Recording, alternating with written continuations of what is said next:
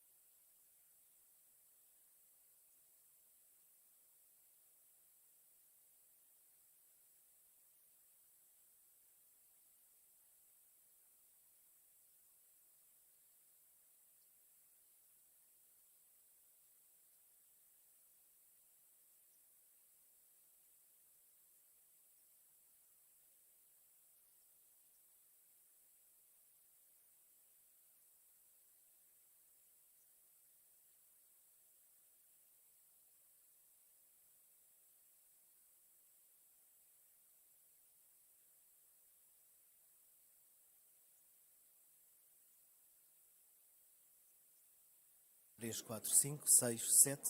Tá bom?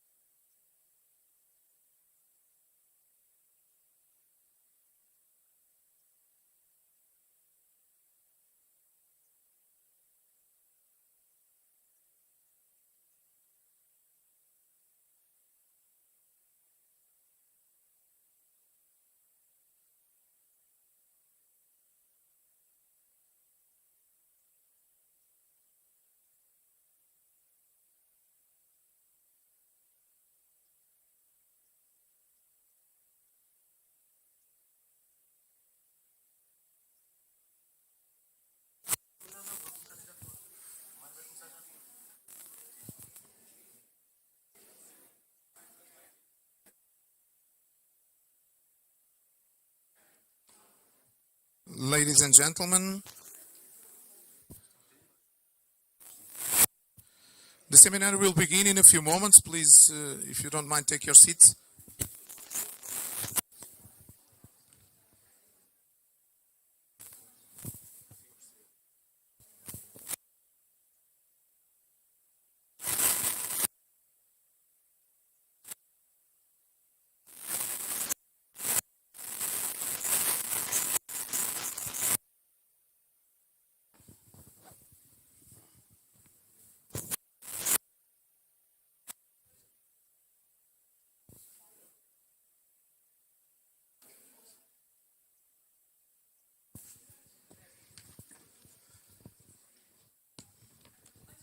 Okay.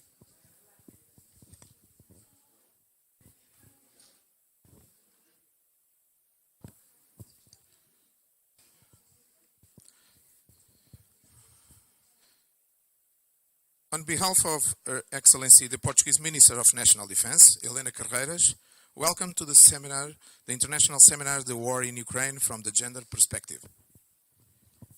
The seminar will be recorded and live streamed in YouTube channel of the Ministry of National Defense. Her Excellency, the Portuguese Minister of National Defense, Helena Carreiras, will now open the seminar.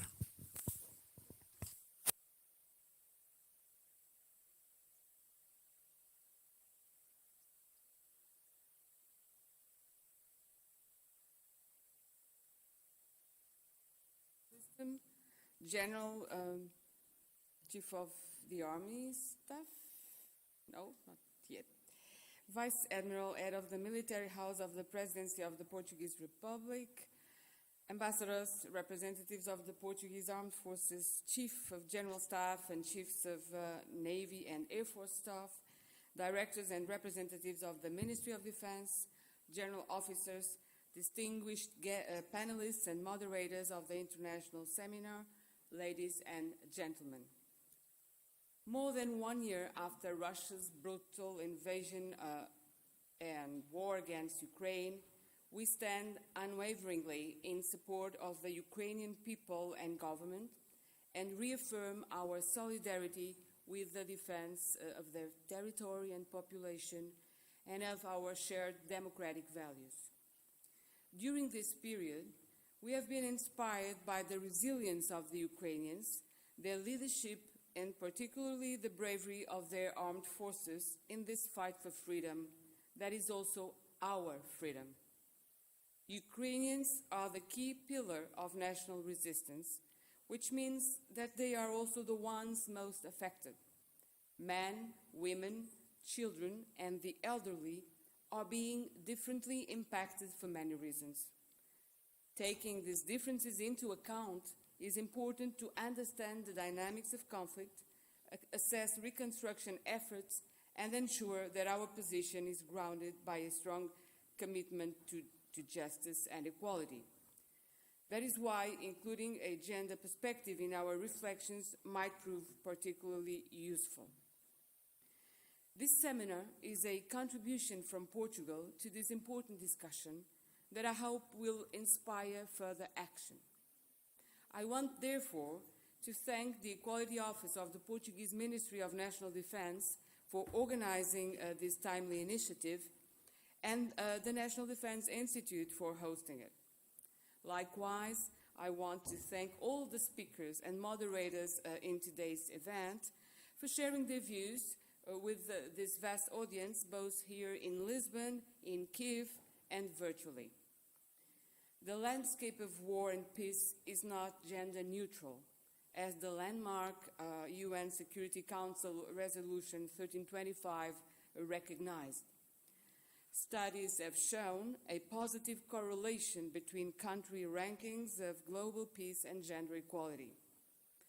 Further commitments from the international community to gender equality and to sustainable peace must therefore be inevitably linked. Indeed, strengthening gender equality and women's rights is both a human rights obligation and key for cultivating peace. As the 2015 global study on the implementation of the UN Security Council Resolution 1325 demonstrated, the participation of women at all levels is key to the operational effectiveness, success, and sustainability of peace processes and peace-building efforts. We know that women have been central to efforts to countering Russian aggression since 2014, when Moscow illegally annexed Crimea and decided to back up separatists in the Donbas region. That has been very well documented by multiple international organizations and media outlets. When the conflict in eastern Ukraine began, women joined the front lines as volunteers, medical staff, and military personnel in the army and in volunteer battalions. As civil society organizations worked to support internal displaced people, women activists and NGOs played a key role in providing humanitarian assistance. After more than 1 year since Russia's invasion, it is worth inquiring what additional lessons have been identified from a gender perspective. Ladies and gentlemen, since February 24, 2022, 1/3 of Ukrainians have been forced out of their homes. This is the largest human displacement crisis in the world today. Out of the 15 million forcibly displaced people, 90% are women and children. We see that also in Portugal, where among the almost 60,000 refugees welcomed so far, more than 35,000 are women. Nearly 14,000 temporary protection requests have also been granted to minors, accounting for 25% of the total number of Ukrainians in the country. There is also mounting evidence that conflict-related sexual violence is being used as a tactic of war. According to a survey conducted last April, 93% of Ukrainians know of such crimes committed by Russian forces, and 20% personally know someone who has been subjected to sexual violence committed by Russian troops. The international community is bound to investigate such crimes, and Portugal strongly supports these efforts. We have seen pictures of women and children fleeing as refugees, but there is less talk about the impact on them, leaving their husbands, fathers, children. Ukrainian men face increased vulnerability as they lack access to both financial resources and social networks. With women and children being prioritized in shelters, men's access is more limited. We see women voluntarily joining the army to save their own country and to protect their children. though for some, choosing whether to leave their kids behind to fight and defend their country is the real dilemma. In this dire scenario, Russia has been found to systematically use disinformation as a strategic tool to undermine social cohesion in European countries, using the war against Ukraine as a pretext. Sexually and gender-based narratives have featured highly in Russia's campaigns. We have seen examples of disinformation that build upon these preconceived ideas. In such stories, the implication is that if you are a member of NATO and have soldiers stationed on the ground close to the eastern flank, they bring violence and moral degradation. Ladies and gentlemen, differences in gender roles and stereotypes impact everything we do. This is why 23 years ago, the UN Security Council established the Women, Peace and Security Agenda.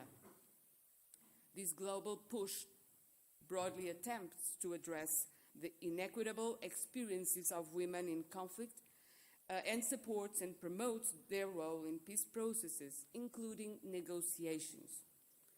The discrepancies between how Russia and Western democracies have engaged with the broader Women, Peace and Security Agenda also highlight a real difference in the way we interact with our allies and partners. Gender is clearly one of the many possible frameworks for addressing the multiple impacts of this war, and we can support Ukraine in this context. Portugal is bound by these commitments, and we stand ready to even more bilaterally and to do even more bilaterally and together with our allies and partners in the European Union, in NATO, and other multilateral fora. That is why, following the many conversations I have held in the last months with Minister Reznikov, namely on February 24th in Kyiv, and based on the lessons identified by the Ukrainian armed forces, we began studying the possibility of developing military uniforms and clothing for women who are fighting in the front line and require suitable equipment. This comes on the heels of the donation of 5 armored ambulances that I announced last week in Ramstein in the Ukraine Defense Contact Group, and which elevates our combined military assistance to a total of more than 950 tons of material, in addition to the humanitarian support already provided thus far. Today, more than ever, we are faced with the challenge to meet words with actions and to place women at the hearts of our efforts to reach peace and security in Europe and elsewhere. As a Ukrainian female veteran said over women's motivation to join the fight, women have the same reasons as men for joining. We want to keep Ukraine free. Thank you very much, and I wish you all fruitful discussions.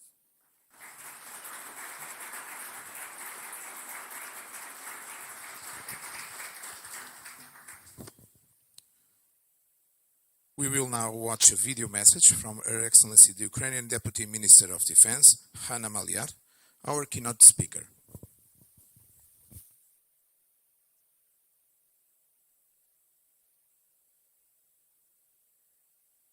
Greetings to all participants of the workshop on behalf of the Ministry of Defense of Ukraine.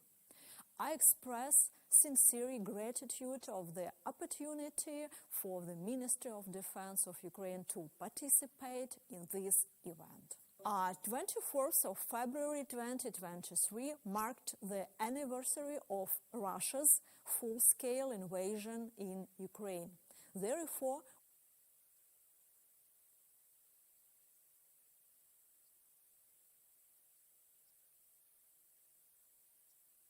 greetings to all participants of the workshop on behalf of the Ministry of Defense of Ukraine.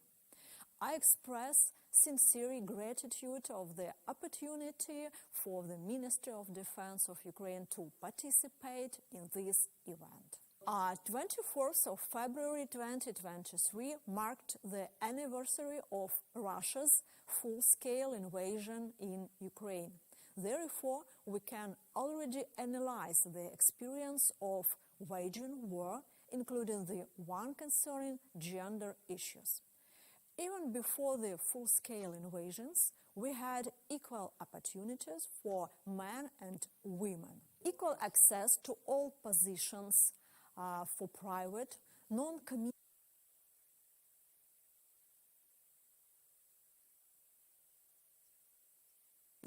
officers, and as well as military ranks and equal responsibility during military service.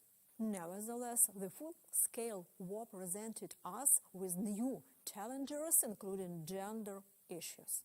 During the years of the war against Ukraine, since 2014, the number of female service members has increased by 2.5 times. Currently, the number of women of the armed force of Ukraine is 60,000, among them 43,000 are military. More than 5,000 female service members take part in the hostilities. Our women are mobilized and sent to the front line only by their consent. The war gave us an interesting experience regarding the problems of women. For instance, to combat conditions, the flaws of field uniform and body armor used by women became clear. Nowadays, new samples of field uniform for women are being tested. Women wear this uniform in the test mode. If these tests are successful, production of new women's field uniform will be launched. In addition to field uniform, we also continue work on providing our female defenders with body armor where anthropological features are taken into account. An experimental sample of body armor for women has already been developed. Currently, meetings with potential manufacturers are in process. The war has also shown vulnerable areas, in particular hygienes in the field. Another problem faced by both military and civilian women who have children. The war leaves no choice for women. If a man is a person liable for military service, then only a woman can take the child out of city or country. That is why our women are mobilized by their consent, so that families with children can take them out if they choose to do so. Thus, the war presents other perspectives on gender issues, and we take this new experience into account in our work.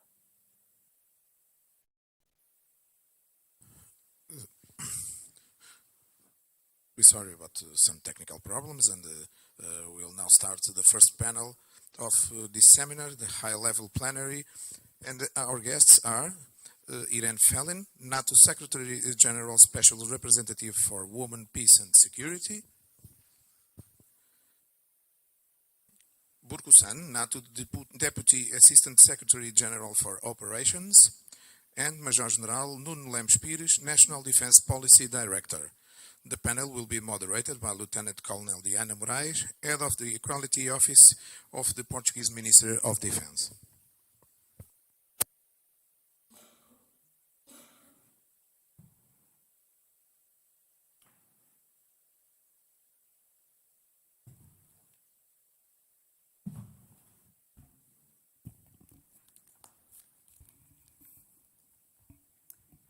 Madam Minister, distinguished guests, dear panelists, ladies and gentlemen, as we've heard, difference in gender roles and stereotypes impact everything we do, and our adversaries are capitalizing our own misconceptions and biases.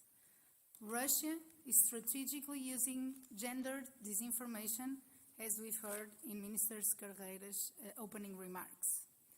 Our military instrument of power needs to take this into account and integrate gender perspective if we want to maintain the advantage and continue to win our battles. Let me give you 3 practical examples of the importance of integrating gender perspective in what we do. Recruitment, first one, recruitment and retention. There is an important number that affects our ability to defend ourselves. At a time when threats are growing, we need to enhance our ability to recruit and retain the volunteers needed to fully staff our armed forces, and we cannot afford to exclude 50% of the population women. The second example, when we are talking about protection of critical infrastructure, building resilience and ensuring appropriate planning and preparation for response and recovery from attacks to critical infrastructure needs to integrate gender perspective, as the consequences of these attacks on women, men, boys and girls can be different, and so needs to be our response. And third and last example, neglecting differences in gender can lead to equipment that is not fit for purpose and therefore generate unnecessary risk. Body armors are often designed for a standard soldier based on a default male soldier. In the war against Ukraine, and as Deputy Minister Maliar clearly underlined in her keynote speech, women have highlighted numerous issues with the equipment fitting.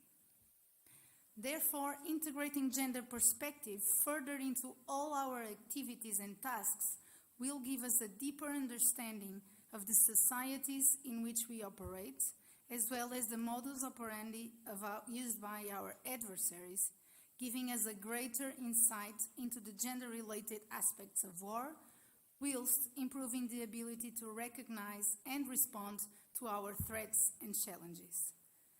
Well, this can only be achieved with the engagement and commitment of the leadership, the decision makers.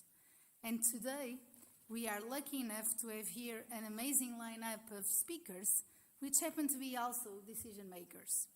Therefore, with further ado, I will now present our first speaker, Ms. Irene Felin, NATO Secretary General, Special Representative for Women, Peace and Security. Ms. Felin, we are looking forward to hearing you. Thank you, Diana. Thank you very much, and good morning to all of you. Thank you, Madam Minister, for the invitation and for convening us here. I think it's very timely and important.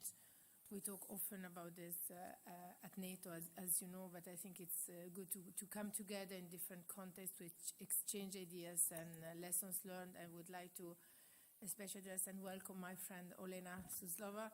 And I think that I feel very humbled to be here today, and I can only learn from you and the other people brave people from Ukraine. So I'm not here to teach. I'm just here to share some of the experiences that change the way in which we are now doing our business at NATO since the war started, and how our focus on the implementation of women, peace and security and human security have changed since the beginning of the war.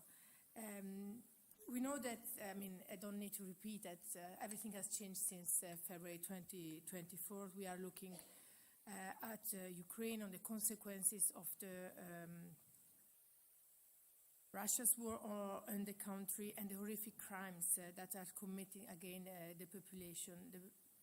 The war is no longer a war between armed forces.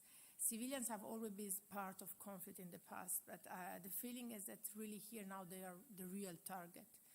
Civilian population and the values that Ukrainian people represent. Crimes include willful killings, torture, inhuman treatment, forced deportation, and sexual violence, as is recognized now by all reports, and also the report of the Independent International Commission of Inquiry of Ukraine. And these horrific crimes attack and impact everyone and everything. Women, men, boys, girls, civilians and soldiers, but also infrastructure, cultural properties, livelihoods, and nature. And they will have a long-lasting impact on the whole Ukrainian society and also beyond. We know, as it was said, that this impact is not the same for the different individuals. And this is what was the driving factors when Resolution 1325 was adopted more than 2 decades ago. We also know that this resolution came from civil society, and this is why, for me, remaining in dialogue with civil society, even today in my role of NATO Secretary General Special Representative, remains extremely important, because this is where the needs come. But then security goes, it's a cross-cutting issue, and gender as well, so it's important that we understand how we in the defense sector and at NATO implement, understand and translate this agenda.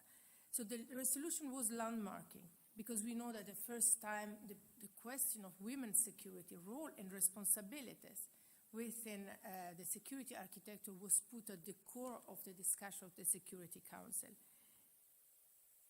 And these specific needs of women and children are also today driving my thinking and Allied thinking when we analyze and address the security environment and the challenges that we are facing.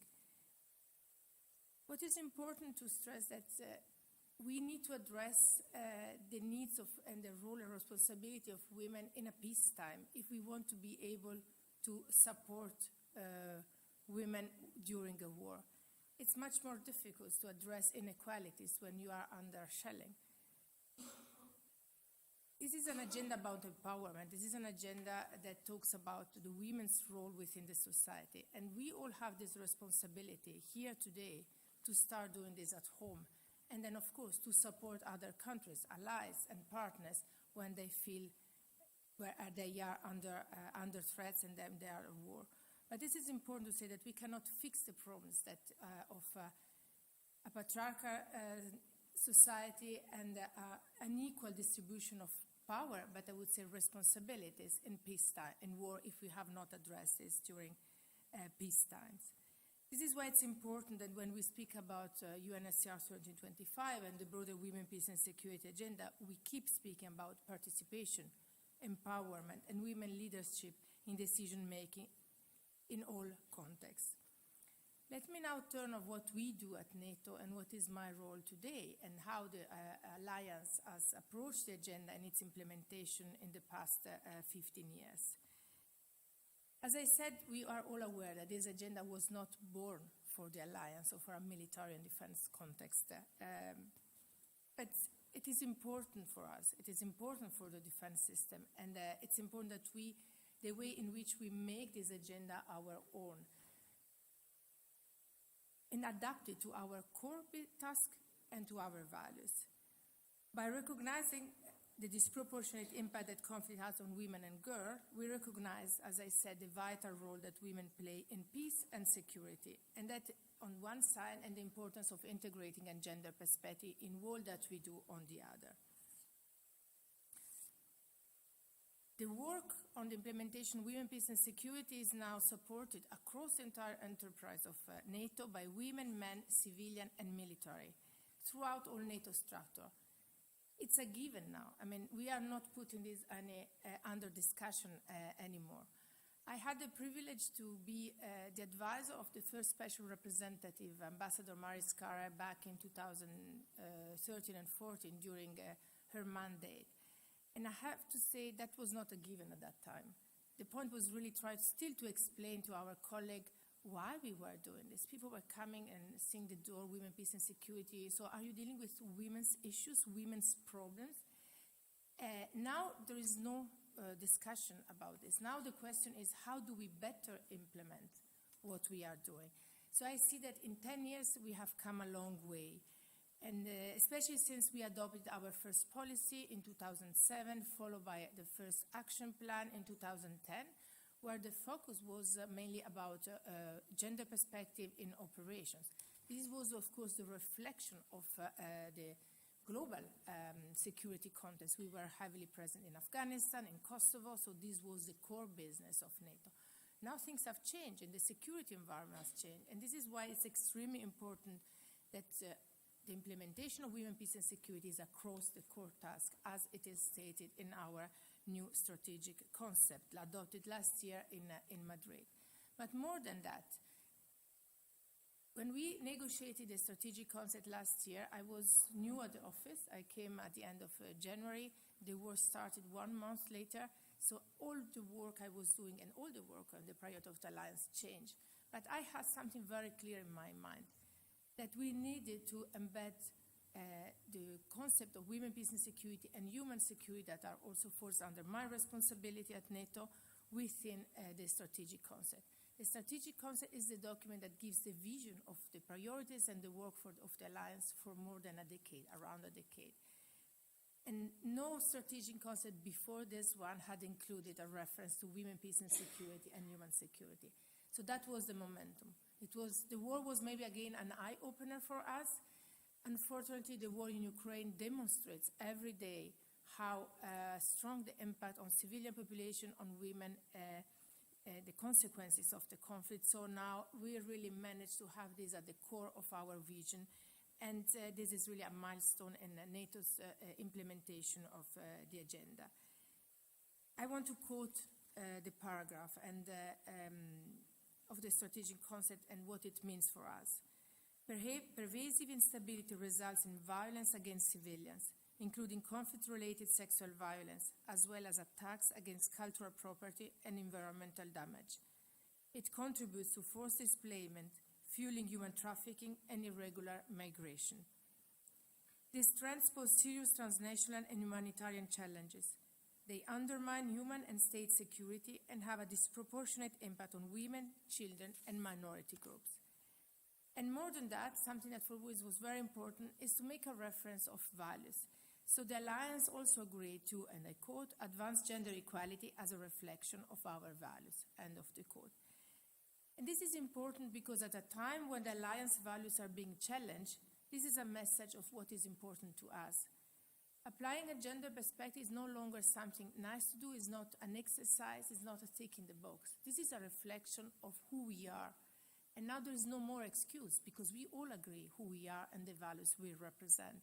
And we will fight to promote and support this value, and we will do the same in the context of our support to Ukraine.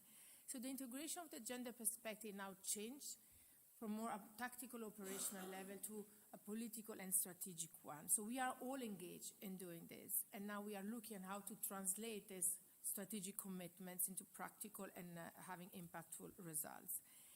And we do this by integrating a gender perspective across the core task and across all the topic and what are the new challenges, emerging challenges confronting the Alliance now and in the future. And the gender perspective helps us to better understand the human environment, not only the operational one. They are very much connected, but we need to understand the human environment in which we are going to operate and the distinct impact that this has on men and women. Around the world, we have seen that women play a key role in preserving communities faced by insecurity and conflict, and their economic and social responsibility increases in time of war. It was mentioned already the role that women can play and do play within communities, but at political level, and the way in which the role they play in peace negotiation and mediation when they have the opportunity to be part of the conversation and have a seat at the table. Women address the root causes of conflicts. It's a question of looking at negative peace or positive peace. We know that stopping violence and bombing, it's what we want. But then if we don't look and address the root causes, the peace that we will achieve is what we call a negative peace. It's the end of violence. But after a while, in short time, research showed that then conflicts will come back. So those are the opportunities to really address the root causes in order to build a more democratic and peaceful society. What is the impact concretely on the war in the work I do at NATO? It's still a learning process, as I said. it's easy. It was not easy to put this principle, but it was sometimes easier than to translate into practice and to change the way in which the machinery works. I would like to give 3 concrete examples. When the war started, we started within the House to have these regular updates and assessing on the situation of the war from different perspectives. And at the beginning, there was, as you can imagine, no gender analysis and gender updates. And then it came very clear that so we missed a gap, that we didn't have the full picture. And I started sitting at the table at the NAC and on a regular basis briefing the ambassadors, the Secretary General, and our colleague on what we call the gender analysis of the conflict, which is very much needed if we want to understand the impact of the war. We cannot cut off half of the population and ignore the impact that the war is having. But more than that, now also the intelligence is integrating this dimension, and the colleague coming with more reference to the political analysis, the operational analysis. So we are step by step, maybe slowly, but we are changing our way of doing our business. And I'm confident that with the time, there will not be longer need for me to sit at the table because everybody will have changed the way of work. This is why this position exists. It's really to guide others, to show the way and to support a full integration of the gender perspective. The other way is that including women, peace and security, conflict-related sexual violence and human security consideration in the training that allies are doing for the Ukrainian armed forces. As you know, that the different allies came together and supported the training of the Ukrainian armed forces in different countries, and those elements and those modules are included. And that this is also a positive element. And the other is that the work that I initiated to look in the way in which we can have a responsive initial support in the way NATO supports throughout the comprehensive assistance package Ukraine. And one of the things we were analyzing exactly what the minister said about the uniform and the need to adapt this to women's, but many more. And in the run-up to the summit now, the focus will be really on this and to see how this all the support that NATO is doing on non-lethal aid will be translated and make sure that is gender responsive. Something I always say also, using NATO as a political platform is as important to convey the message to all allies that when we, at individual level, at national level, you support Ukraine, especially in reconstruction and recovery, that the gender perspective is included now. Later it will be too late. And we know that this is a tendency to fix things immediately and to bring the gender perspective later. So my suggestion is always the messages that I convey is to do a gender budgeting from now. If this is not the time to reconstruct because we are not ready, this is fine, but the planning has to be done in the right way since now. I would like to conclude by using the word of the Secretary General that he expressed last week during his visit to Kiev. And here is indicated that Ukraine's rightful place is in the Euro-Atlantic family. Ukraine's rightful place is in NATO. And over time, our support will help to make this possible. NATO stands with Ukraine today, tomorrow, and for as long as it takes. Thank you for the opportunity to share my work with you today and to be with you, and I'm looking forward to the continuation of this interesting debate. Thank you.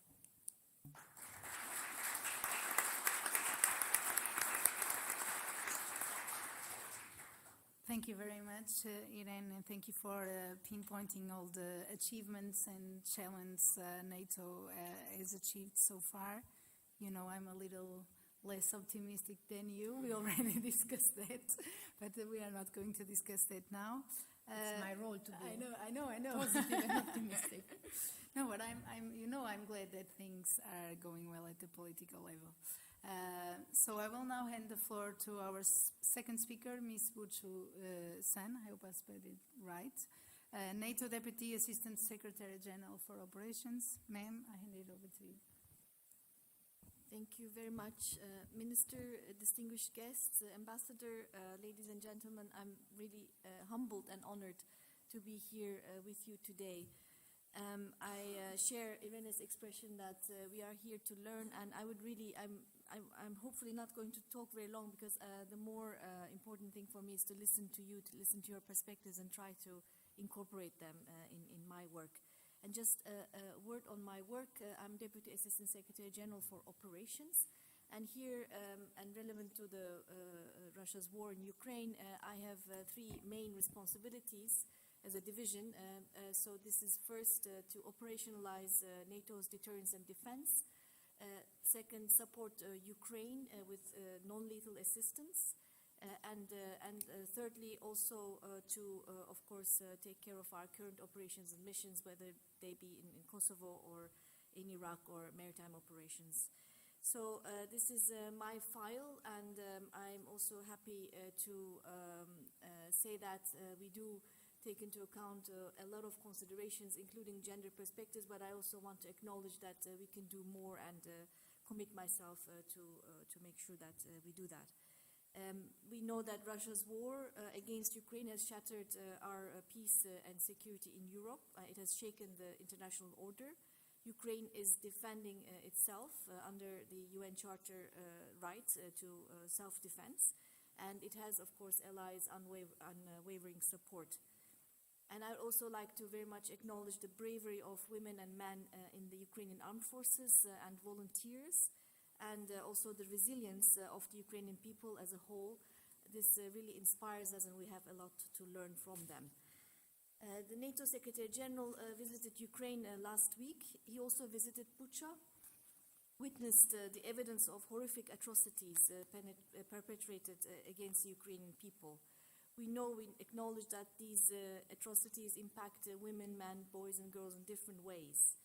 And Russian atrocities continue against the Ukrainian people today. As the Secretary General stated, those responsible must be held to account. The allies remain seized of this matter. As Irene said, in the North Atlantic Council, they discuss it based on intelligence briefings, based on Irene's briefings as well. And Ukraine's special envoy for humanitarian affairs, Mrs. Vasilenko, briefed the allies a couple of times as well. So they do remain seized of the matter. Since we agreed our first policy on women, peace and security in 2007, our policies and action plans have reflected an ever deeper understanding of how applying a gender perspective enhances our work, our situational awareness, and also strengthens our mission.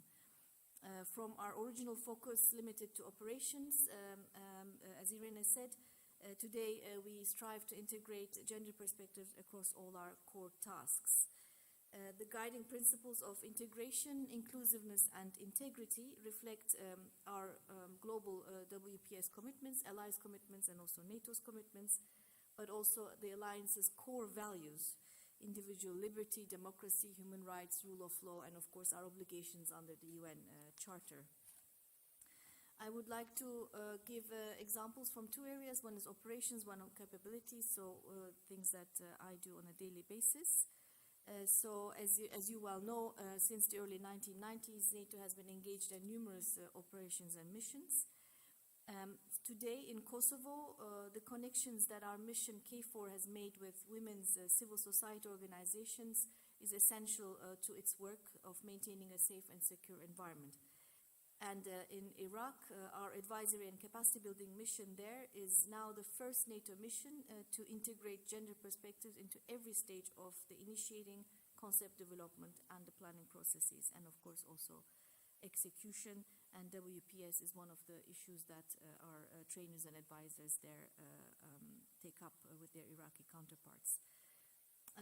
Then beyond operations, a few words on capabilities. Since 2013, gender perspectives considerations have been integrated in defense planning so that we can make sure that our capabilities are suited to all military personnel and do not put some of them at greater risk of serious injury. This matter has already been addressed by many of you, but I'd like to say that we also, in our material delivery to Ukraine, have taken account sizing. I'm very happy to hear that manufacturing of fitting equipment has taken place, and I'll take that back to my colleagues for their future work. then we of course have still more work to do to standardize these approaches. And this is also the value of training and education related to WPS as well.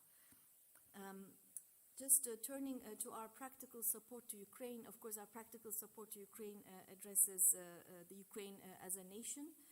And the Alliance's goal here is to strengthen long-term practical support to Ukraine to ensure that it can prevail. So that's the short-term or shorter-term aim, and also in the longer-term deter future aggression. So we are clear that we need to break the cycle of toxic Russian aggression on Ukraine.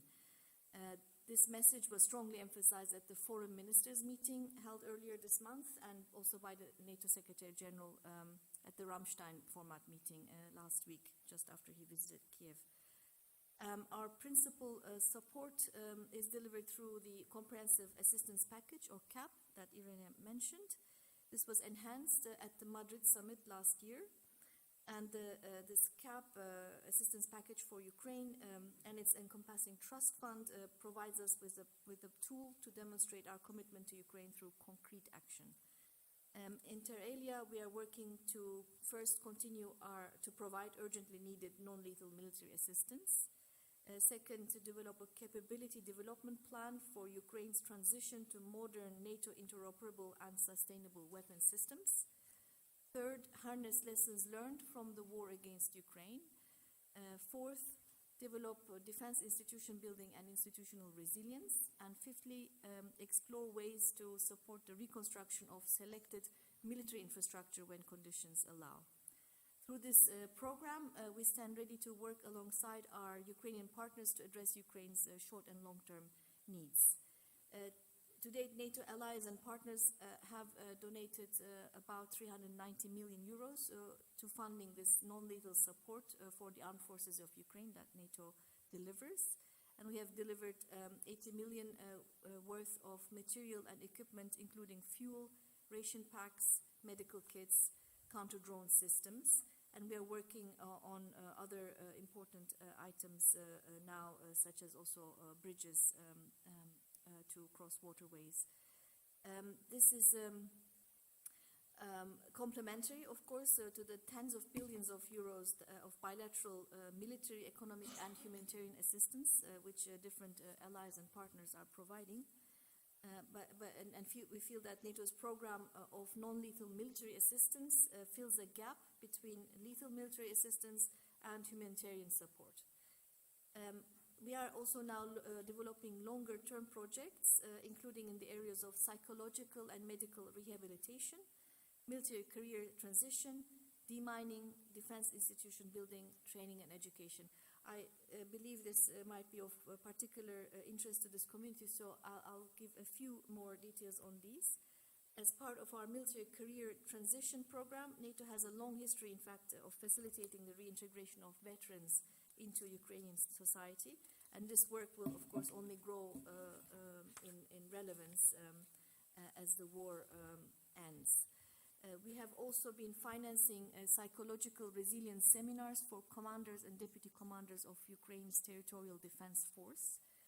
This force currently exceeds 115,000 people, from what we know. And the majority of them did not have military experience and appropriate psychological training before the war, and will be in dire need of psychological rehabilitation services upon their return to civilian life. So this project is demand-driven, based on requirements set out by Ukraine, and the specialized seminars are delivered by Ukrainian NGOs, who quite simply understand the local context and the needs of the combatants. On demining, we at NATO recognize the vast need that only increases day by day, and we are currently mapping and navigating the most efficient and strategically relevant way for NATO to support this area. And we, of course, for all these efforts, count on continued allied support, including from Portugal, both financially and in kind, as we develop these projects further. And in concluding, I would just say that Russia's war against Ukraine continues to inflict much human tragedy. Ukrainian society shows strength, resilience, and determination. We have much to learn from them. and we must continue to support them. As far as NATO is concerned, allies will continue to strengthen their short-term and long-term support to Ukraine to ensure that Ukraine prevails as a sovereign country and deters future aggression. Understanding the complexity of conflict is important, and this is where Women, Peace and Security agenda and gender perspectives not only informs our work, but also helps us understand better what is happening on the ground, how this war is being waged, and which individuals it particularly impacts. And my last point is that NATO is a learning organization, and we will continue to learn and adapt our working practices in light of our experiences and in light of your experiences. Thank you for your attention. Thank you.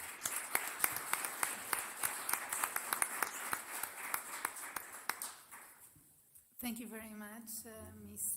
San, for this comprehensive overview of what is the NATO's work, more in particular regarding operations, and you also complemented what Ms. Felin said. Thank you very much for that. And I will now give the floor to our third speaker, Major General Nuno Lemos-Pires, which is our National Defense Policy Director. Thank you so much, Madam Minister. Ladies and gentlemen, it's really a pleasure to be here today. And I wonder, can I really bring something new to this discussion after what we just heard? So I'll try to make a perspective in a different way. So I'm not a mathematician, so I don't do the math very well. So as you can see, the title of this presentation is 1 + 3 = 27. And my idea is to start talking about a little bit when we think about Ukraine and the determination of resolve. I think we can remember a little bit of what happened yesterday. Yesterday we had 49 years of our revolution, our Carnation Revolution in 1974, where just one day before that, women to travel abroad need authorization of their husband, where women had no voice in politics, where a nurse had to choose between being a nurse or a wife. And this was just 49 years ago. So what a way we have come today to get to this level, and we have to think about what can we do in the future. So we have to talk about rights, responsibilities, same power, rights and democracy. I think the word democracy has to be put back again in this discussion that we are having. And then we're talking about empowering, talking about European and Euro-Atlantic values that we just heard in the beginning of the discussion. So the idea is, what can we say? In our country, we can say that Portugal is impartial. We use the legal instruments to be part of this action. And why do I call it 1 + 3? Because 1 means equality. And because it means equality, 1 is much more than just 1. That's why when it multiplies, makes a huge difference. And we're talking about how can this affect and how can we be positive about what we can do with more equality between women and men. And the first reason I put these pictures here is because in any missions that we have, anytime we have more women in missions, we do it much better. And this is, right now, it's not like wishful thinking, it's just a recognized fact. And we can think this about missions in NATO, in EU, in UN, and I put specifically EUTM there because it has a triple effect. The second message I want to convey is, when we're looking at all of these missions, we're talking about communication, we're talking about a purpose, we're talking about to demonstrate what we can do by replicating a mirror effect. If we do it normally with men and women side by side, we can do it much better, and we can do it with a whole of government perspective and the whole of society perspective. Because in the end, it's about making society better. And society is only better when it is equal and it is democratic. And I want to use this word more than once. So let me talk a little bit about mathematics. So why do I use this formula? One is, of course, the multiplier. And the multiplier means the increase of number of women in missions and operations. If we increase the number, it's not easy to increase the numbers for many reasons. And of course, many of these reasons is because we have a lack of principles of equality, of gender-based equality in our society for the long, long term. But if we increase and if we get the conditions to do it, we can then applied in 3 different areas. And we can have a spillover effect or a mirror effect in these 3. First of all, when women see women going outside and doing a fantastic job, and that's why I showed all of these pictures before, and you saw the pictures, when women see women doing the best they can do, we will have much more women coming to the armed forces. And this is a fantastic effect. I have been commanding women in many ways for a long time. Every time I have more women under my command, we do it much better. We can achieve much more goals because the second effect is the role, the effect of the role of women in the armed forces. Because one thing leads to the other, and people start to realize that we can really make the difference in many different ways. And third, it's a better perception of the role of women in societies where the missions take place, because this is the triple effect. So when we bring more women to missions, we will create an effect in our country. When we bring more women to missions, we create an effect of the perspective of the armed forces in general. And when we have more women in missions, in places, in high responsibility functions, then we demonstrate to the societies where we are, in any place in the world, from Afghanistan to Africa to other places, that societies, when they have equality in their work, they are doing things better. So what I want to do is, how could we reach the number 27? Well, we'll reach the number 27 when you think a little bit about how can we achieve a little bit of 3 outcomes. So 1 plus 3, you call me how I get to 27, then we have another 3. And the 3 is the 3 direct effects we have in national defense as a whole, in society in general, and international community. And just let me tell you a very short story. Lieutenant General Wahili Siddiq. Many of you that have been in Afghanistan maybe heard about her. She was a Minister of Public Health from 2001 to 2004. But she was a Lieutenant General. She was a fighting warrior. Because when the Taliban took the power after the Soviet invasion, she didn't flee. She said, I will stay with my people, I will serve my country. And in the beginning, the Taliban sent her home. She said, they told her, you are a woman, you cannot work. And she said, okay. But after 2 years, and after a lot of fighting, they went home, to her home, and asked, can you come back and help us doing some job in the hospital? And she started, and she put her uniform. At that time, she was a lieutenant colonel. And she started to make all the difference in front of the Taliban. And she always said, I cannot flee because I was serving my country.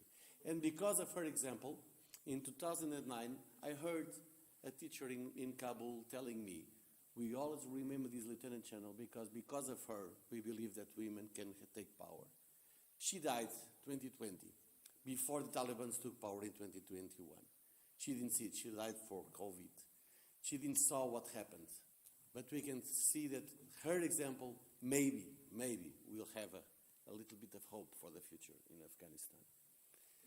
So the idea I want to sell with this first story is we can really look at this as a multiplier and then reach the number 27. We can look at the national defense as a whole, and we can see that if we have more women in missions, if we have more women representation, we have more women in high positions in the society, we can have more recruitment, we can get more retention, we can have more adaptability, we can have more connection with the civil society, we can have better enhancement for the culture and the literacy of defense, we can have parity, and we can have conciliation. Conciliation is not about women having the characteristics or the tools to work better. No, it's about men and women. It's about empowering both, now quoting my Minister of Defense, it's about empowering men in their own homes so they can be better husbands, better wives, and divide everything. If we empower everything, we'll have better people going to the missions, because many people don't want to go to missions because in the end they are worried about their kids. And it's natural. And this is not a problem of women, it's about a problem of all of us. I'm a father, I have the same problems as my wife. We should treat this equally. This should be not a difference. The second thing is, of course, society. And society is about recognition, justice, responsibility, credibility. Let me talk a little bit about credibility with story number 2. In 2005, now Navy Captain Felipe Albergaria, at that time she was a lieutenant from the Navy, she was in Pakistan aiding the people from earthquake NATO mission that we had there. And during this NATO mission, because the women arrived there, they were able to treat women and children because men were not allowed to treat women in the hospital. And this gave hope to local populations, and some of the women came to her and said, we never saw a woman in power with ranks. And second story from the same person, Navy Captain Felipe Albergaria, now in Mozambique 2022. She started a program what we called First Aid Psychological Treatment. And she was there alone at night in Dongo, talking with more than 50 soldiers from the Mozambican army. And she told them, tell your stories about stress in war, in Cabo Delgado. At the beginning, they didn't want to talk. She was alone with them, 1 minute, 5 minutes, 10 minutes, and then started talking one by one, 2 by 2, and then everyone wanted to tell the stories. Terrible stories about violence, decapitation, and everything. And in the end, one of the guys said, if you were a man and not a woman, maybe we haven't talked so much because you look like our mama. And this gives an idea about different things how we can reach there. Third thing is about prestige, values, and international community, because people, it's a mirror effect. When they see women in uniform going to Central African Republic, in Mali, in Somalia, Afghanistan, as I just said, you can see values and principles in work. You can see the demonstration. You can see example. You can see intervention. You can see multinational. You can see humanitarian assistance, conflict prevention and resolution. And it is all about exemplarity. And let me give you the third story that I wanted to tell you today. The second lieutenant, Claudia Moisés Pinga. She's a Marine from the Mozambican Armed Forces. She got the badge. She was able to conclude the course of the Mozambican Marines that are delivered there by the Portuguese Fuzileiros. And she's a very proud woman. And she is one of the best trainers that we have in Catembe.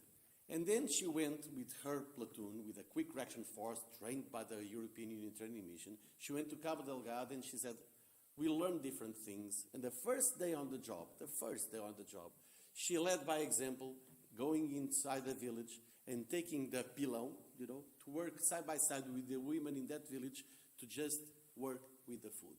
And she did that for 3 days, 4 days. She never left the women there.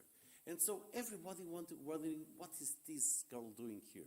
She should not be wearing uniform because they were not used to see women in uniform in a fighting force like Fuzileiros.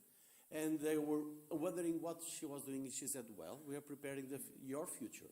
We are preparing the future of this village. I'm a lieutenant, but I'm also a woman, and we need to work together to fight the terrorism. And this spillover effect was so big that even the national TV in Mozambique took her example and put her out in the news. And this is just the third story I wanted to tell you about. So, last essential, this is what we said after the revolution in 1974.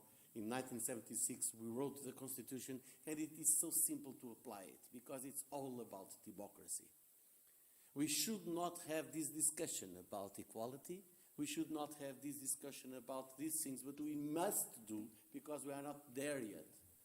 And that's why this formula makes sense, because one is much more than one. When you're talking about equality, it's an expansion.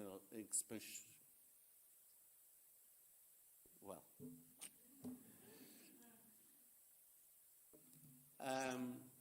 Last but not the least, I just want to finish with this idea that I brought here. Does it make sense that in 2023, and we're talking about this in this effect, and I would say yes, because with the war going on in Ukraine, and we're talking about gender perspective and what we are hearing, the thing is, should we still have this discussion? Of course not. It makes no sense. But we must have this discussion because it is the way for the future to bring democracy, resilience, rule of law, international-based rules, order of international law, It's all about equality, believing on people, empowering children to have the right to subside. And last, why I just brought these 3 sentences there, because in the end, and I will end with this story, in Mozambique also we had a lieutenant from Estonia called Kadri. She was a second lieutenant. She was 30 years old.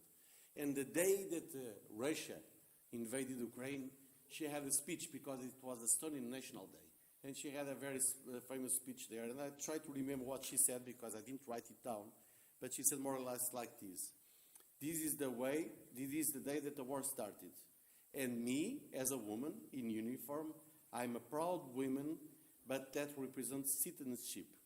We represent the rule of law. We represent gender equality from the Baltic Sea to the Mozambican Channel. I think it's a very proud sentence to end. Thank you so much.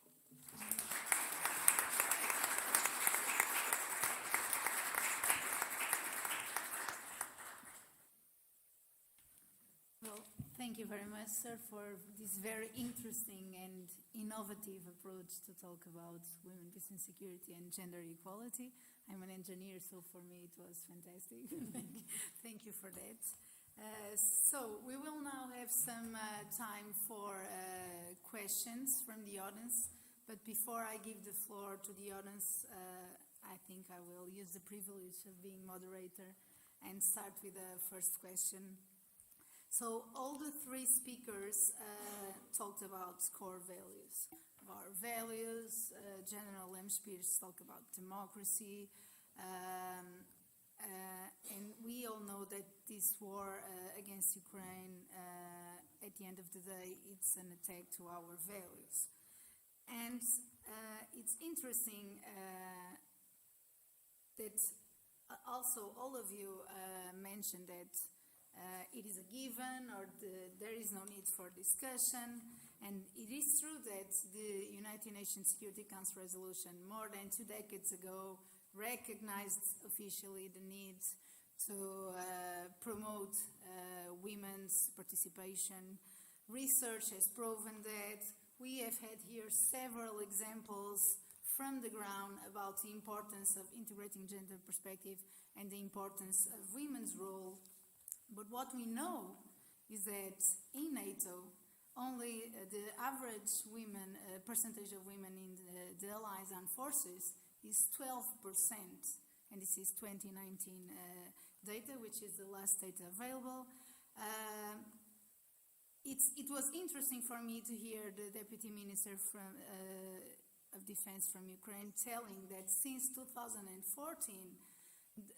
the number of women in their armed forces increased 2.5 times.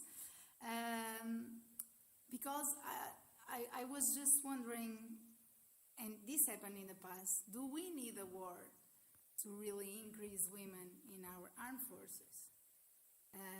And sir, you were saying your experience that you are a father, you and your spouse have the same concerns, the same problems regarding your children. But interestingly, when in last September we launched our Defense Action Plan for Equality, we asked militaries that are deployed in Mozambique to send us a video where we made some questions regarding work-life balance.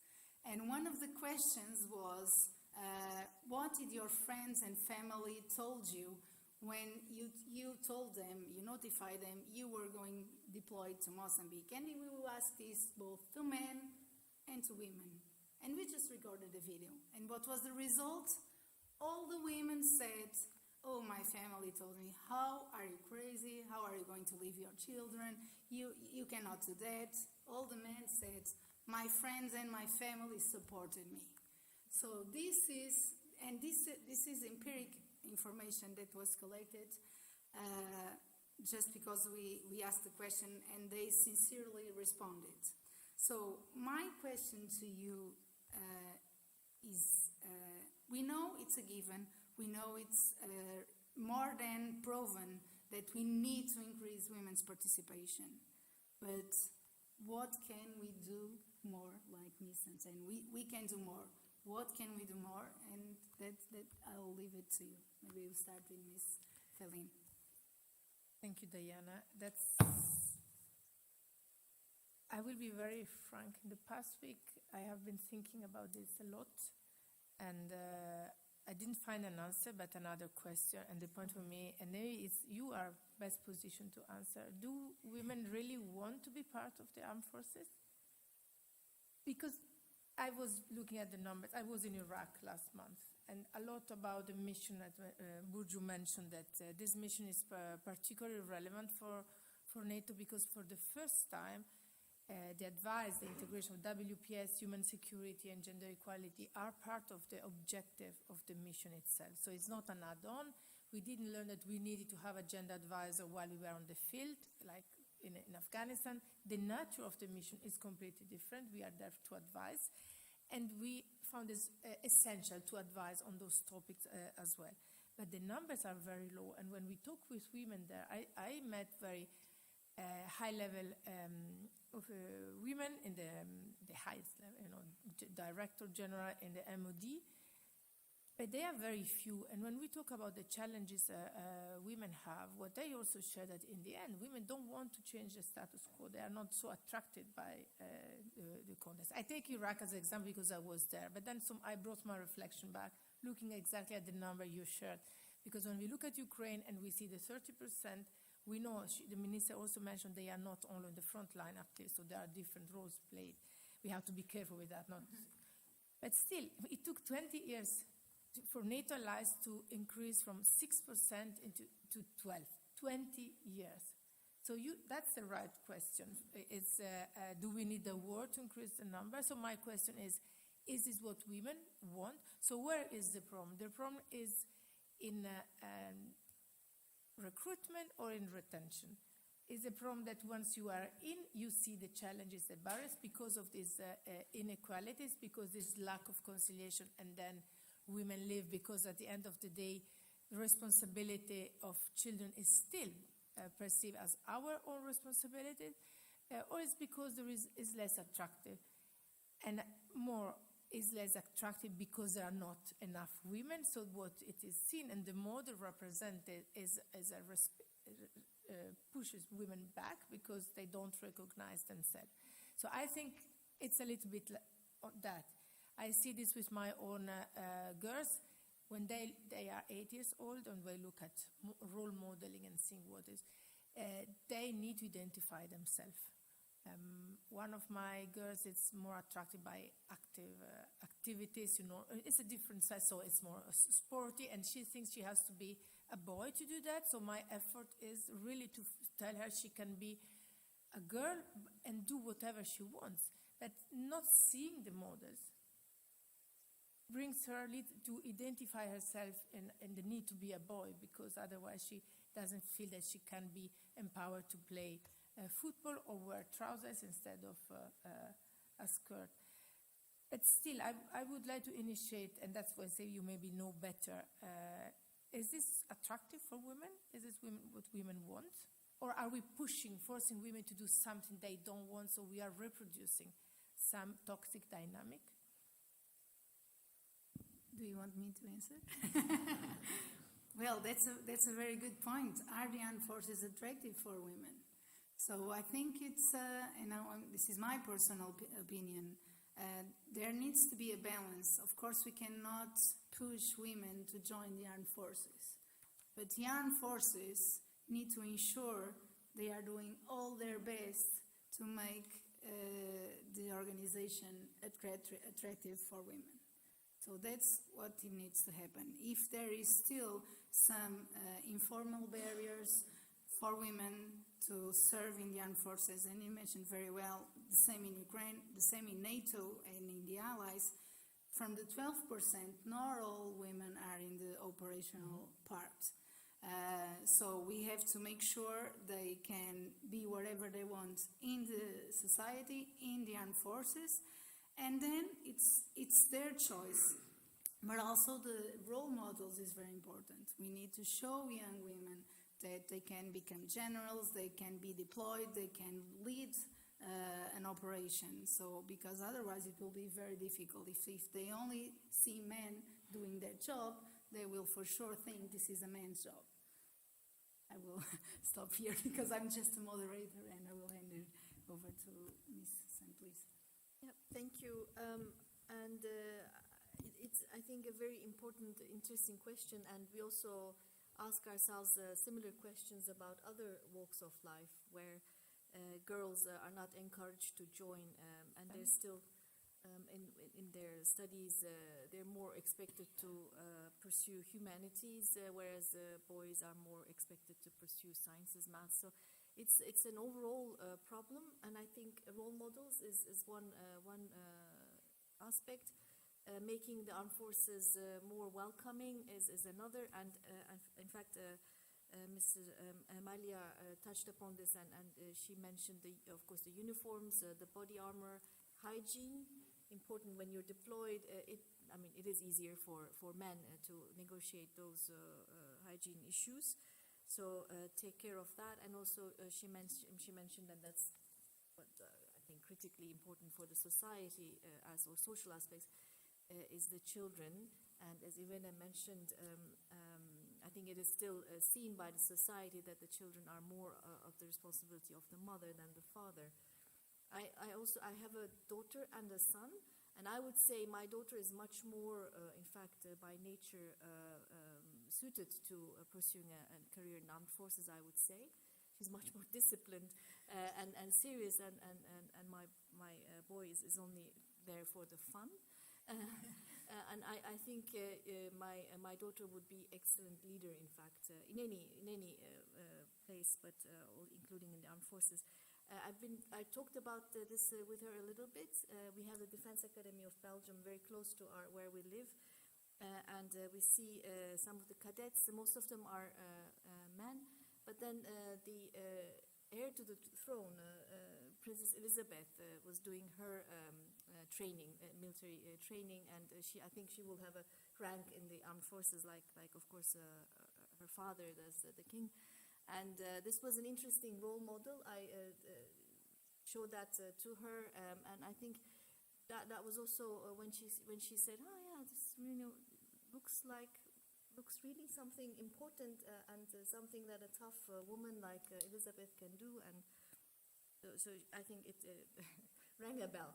So yes, role models and making the armed forces more welcome, and also trying to change as much as we can, of course, affect it, the societal expectations from girls versus boys, but also leaving we cannot force, of course.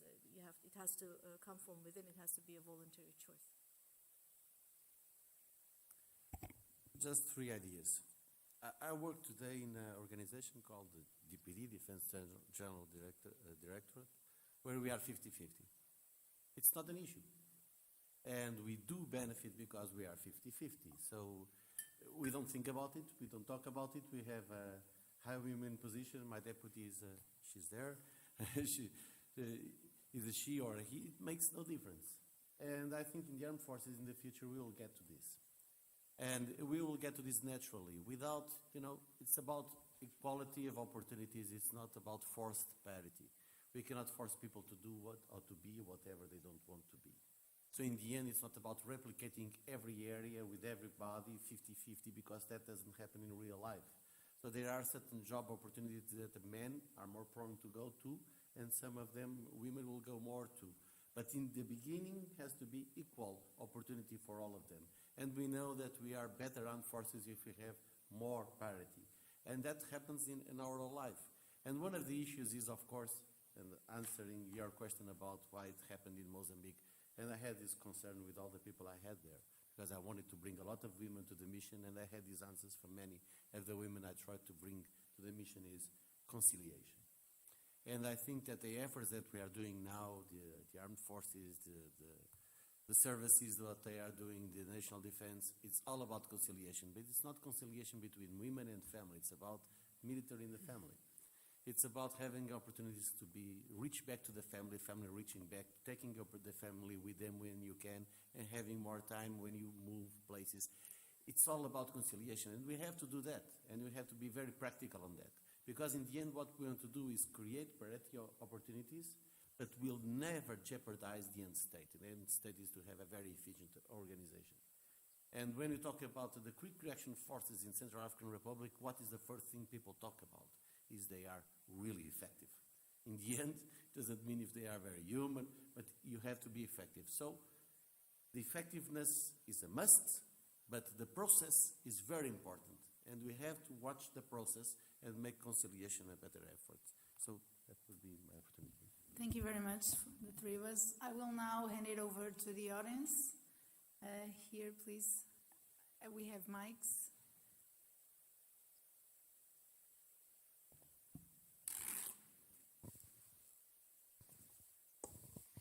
Thank you.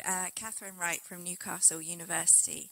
I appreciate the panel acknowledging that women, peace and security is not just about women as victims, but also women as agents, and that a gender perspective is about looking at the impact on both men and women.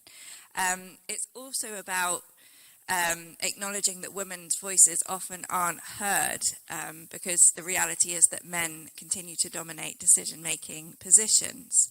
So I wondered if the panel could elaborate more on what mechanisms are in place to hear from Ukrainian women and to consult with them, and to ensure that this informs the support that is given for Ukraine, and that this is therefore the right support for the whole of the Ukrainian population. Thank you. Thank you very much, Catherine. Very interesting question. Ms. Valine, please, we'll start with you. Yeah, for me, that's a participation in decision-making processes, and women as agents of change remains the key pillar of the resolution. And this is a challenge I have when I said I addressed the NAC and I made my updates. It's frequently that the conversation turns into looking at women as victims and what's happening at the population. So I always conclude my intervention by reiterating the importance of the participation. So what I have done is consulting with women at different levels, from government, parliament, in a different format during the past year. At the end, they were also the ones who were allowed to travel outside the country, so the gender impact it was very strong. Women, due to the martial law, had to stay. What was my perception, and I don't know if I was wrong, is that there was not enough attention on that fact that women were negotiating. They were negotiating within allied countries for ammunition, so the arms, and then in all the government. So it happened that I met several times with them in Brussels, but also during other conferences in coordination with the OC, for example. But when it comes to my responsibilities, I'm now try to relaunch the body. We had the Civil Society Advisory Panel. We talk about this. We see Catherine with us.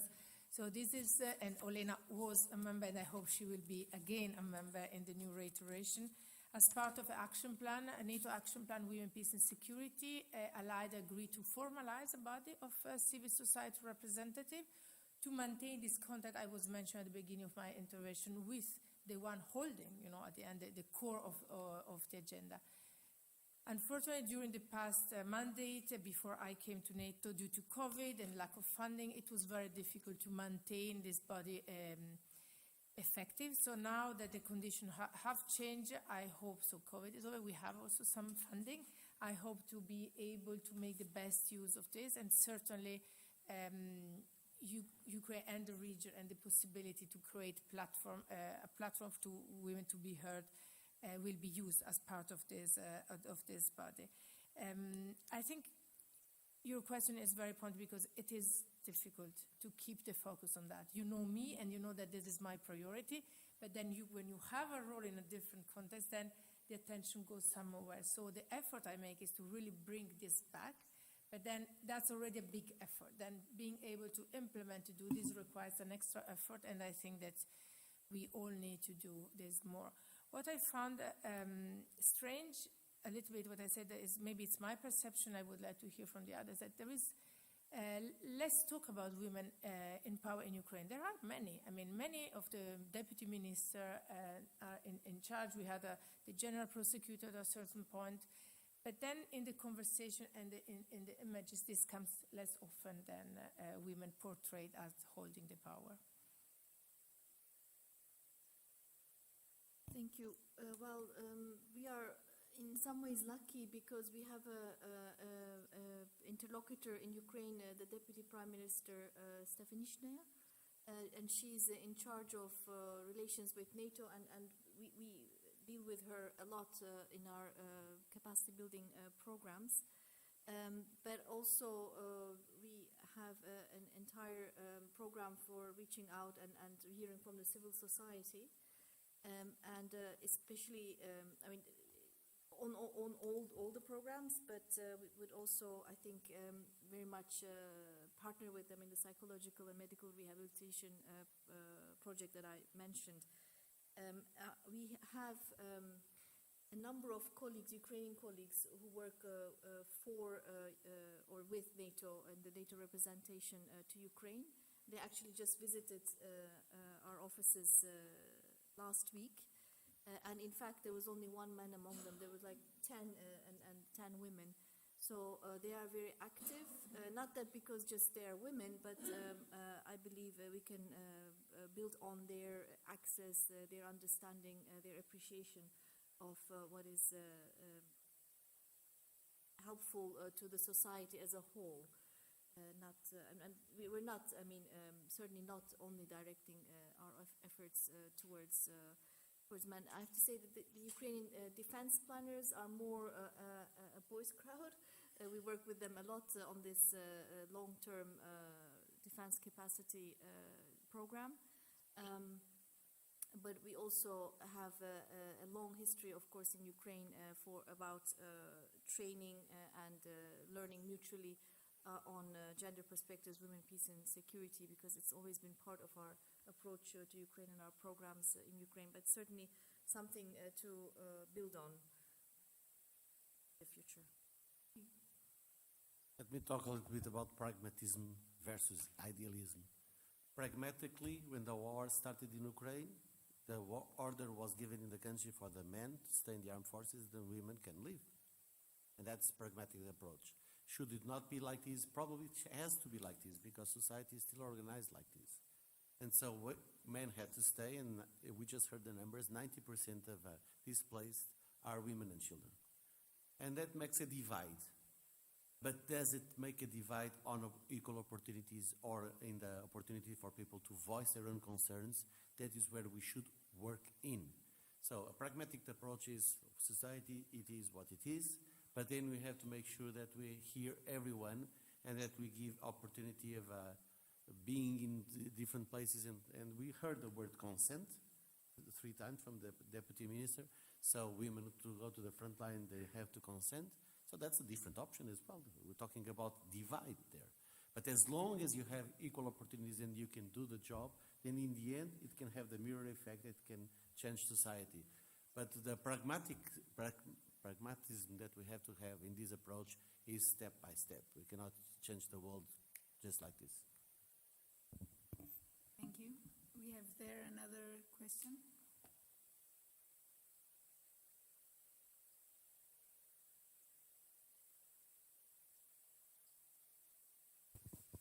Good morning. I would like to thank this wonderful opportunity to discuss the war in Ukraine from a gender perspective. My name is Monica Diej. I'm from the Institute for Political Studies.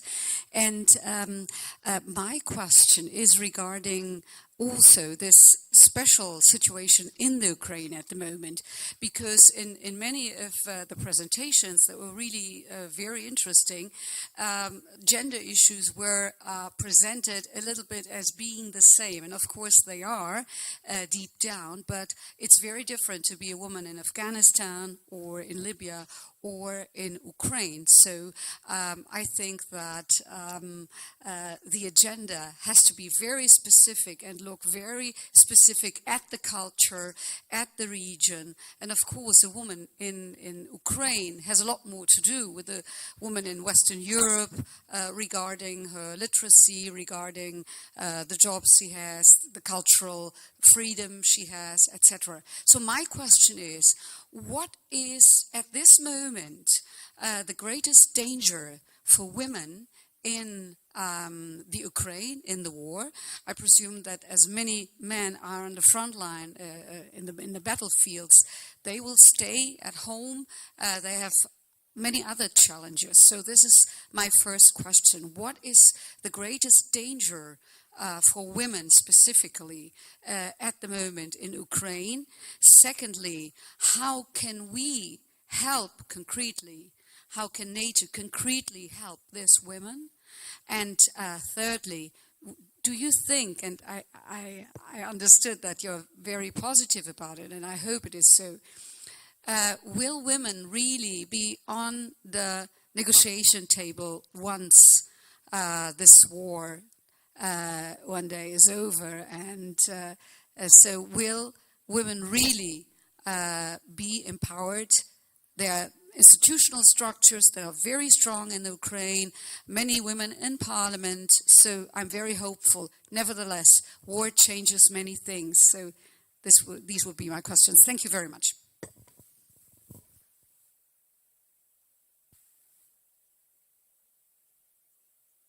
Can I ask you to repeat the third before the negotiation? The first. The third. The third.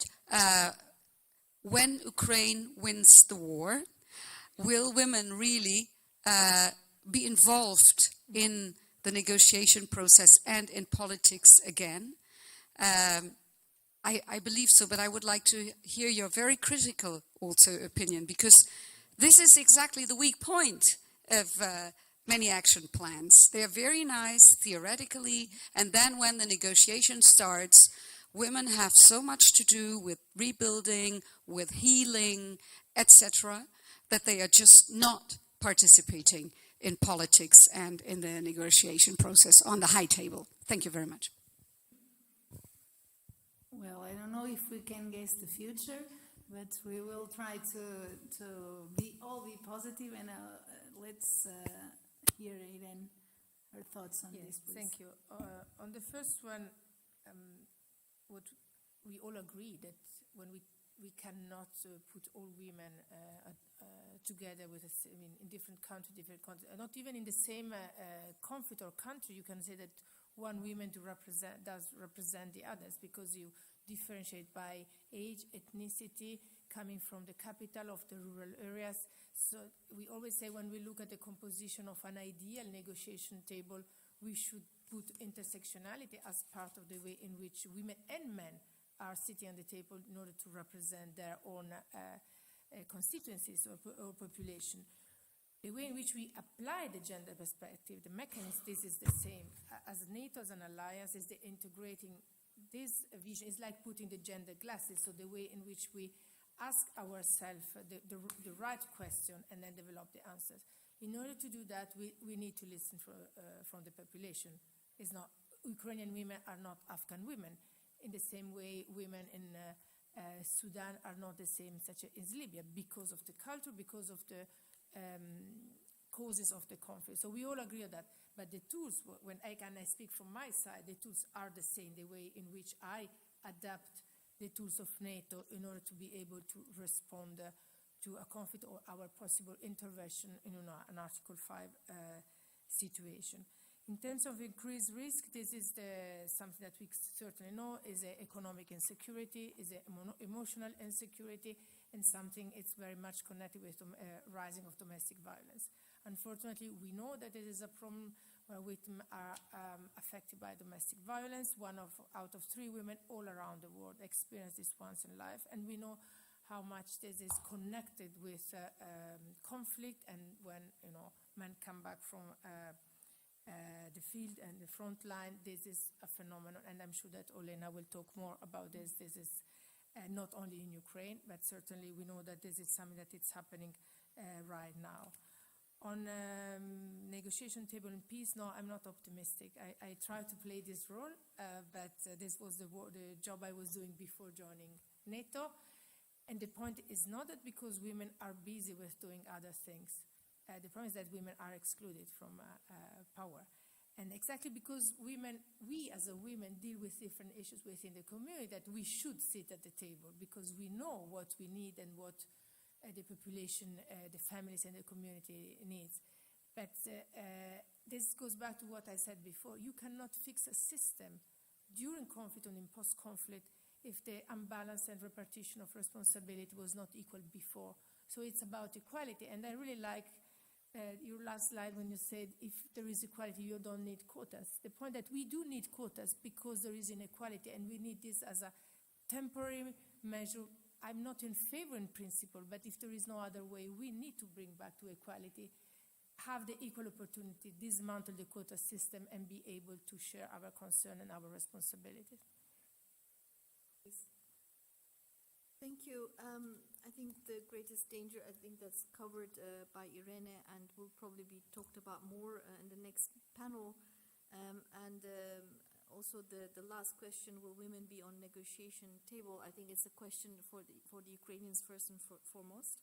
Of course, we should encourage that, but it's up to them in the end how they will form their negotiation team.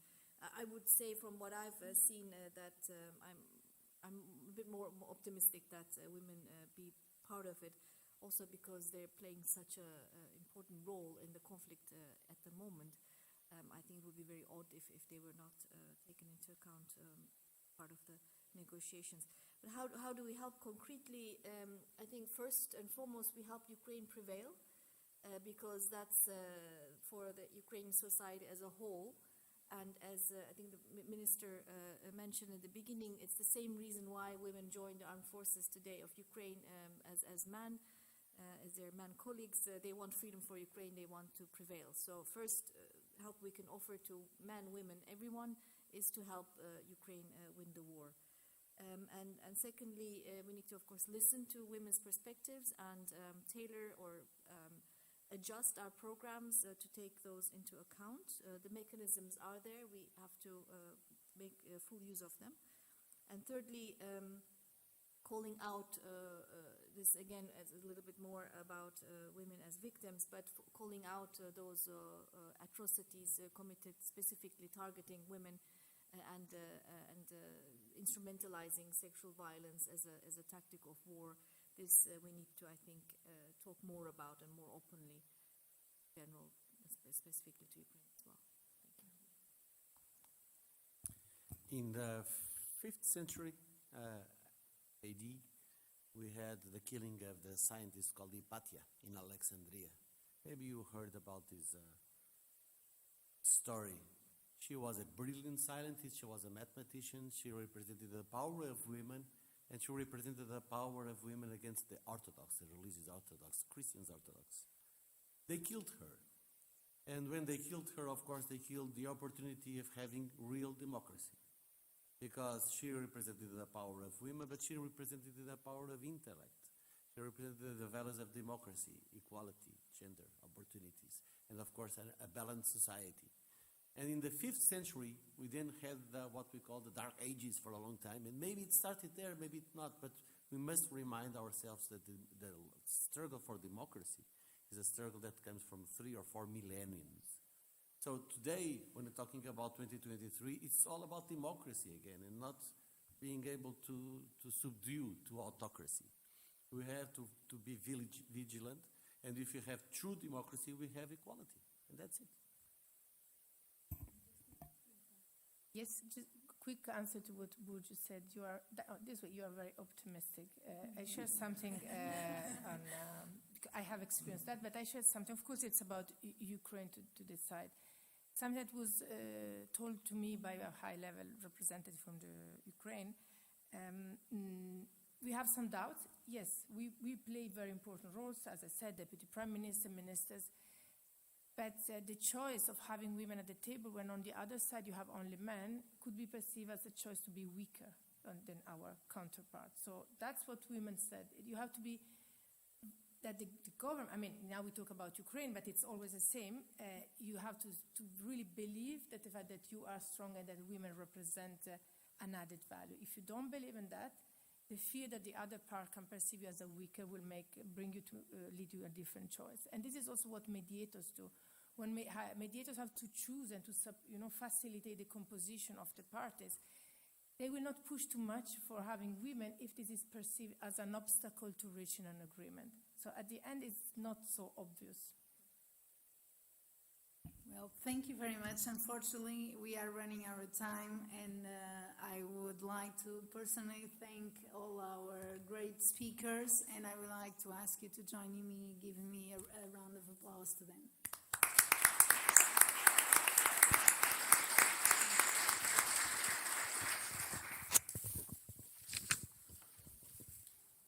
We will now have a 15 minutes coffee break.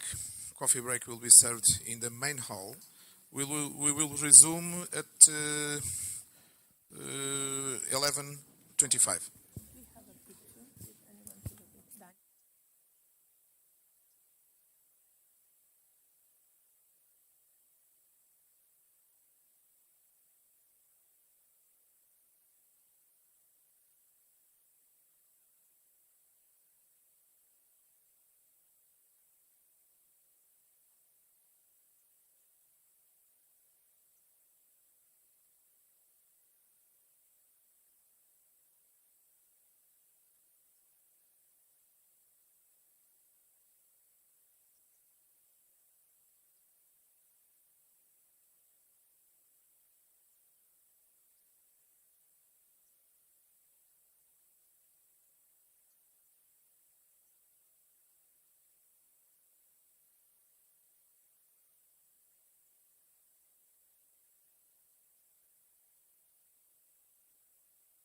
Dois.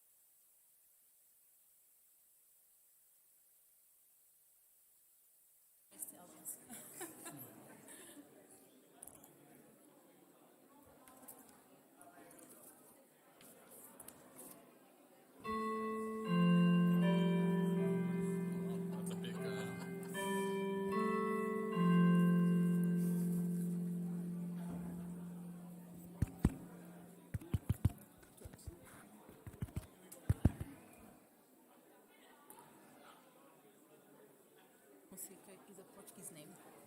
Are you from Spain?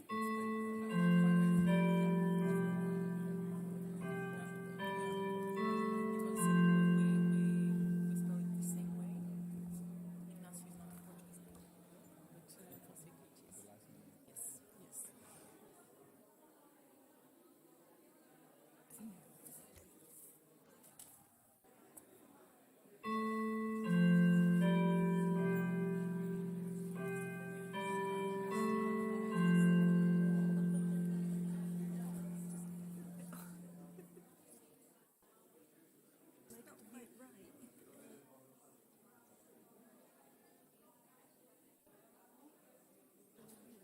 Yeah, you just feel a bit. Maybe it's for.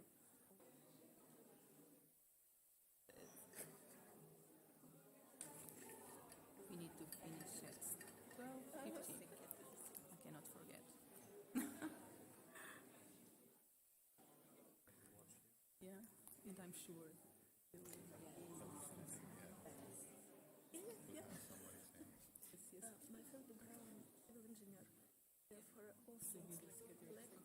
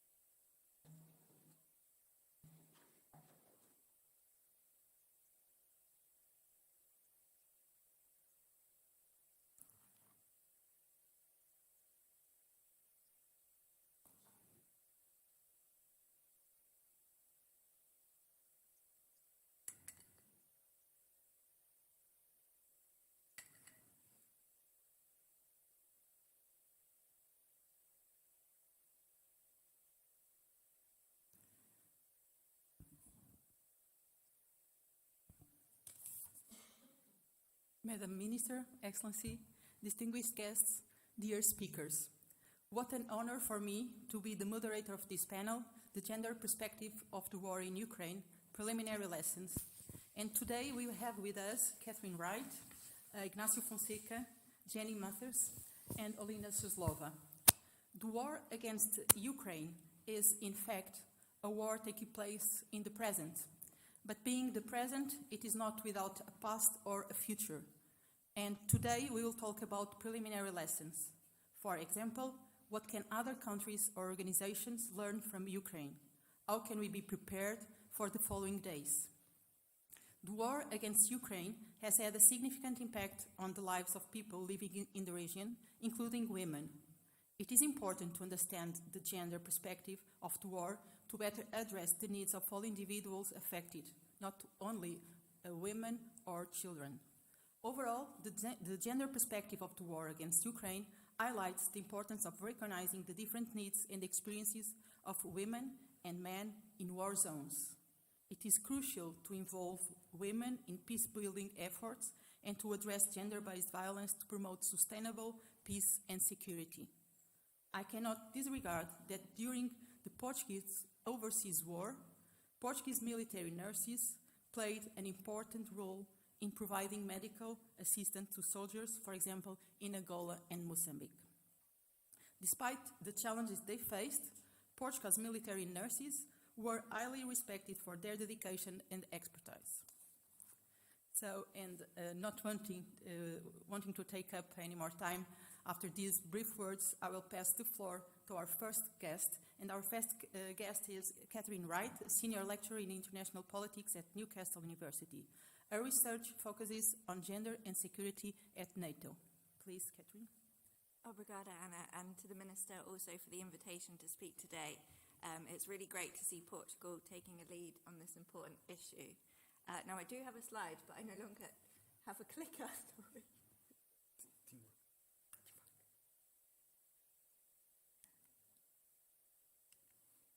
Perfect.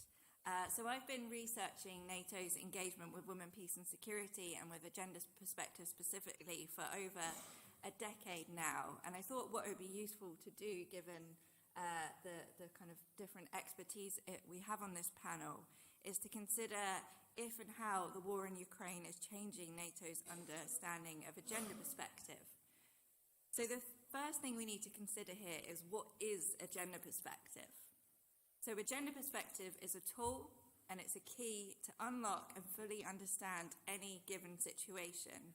It stems from the Women, Peace and Security agenda, but of course it concerns not just women, but men too, and people of all genders.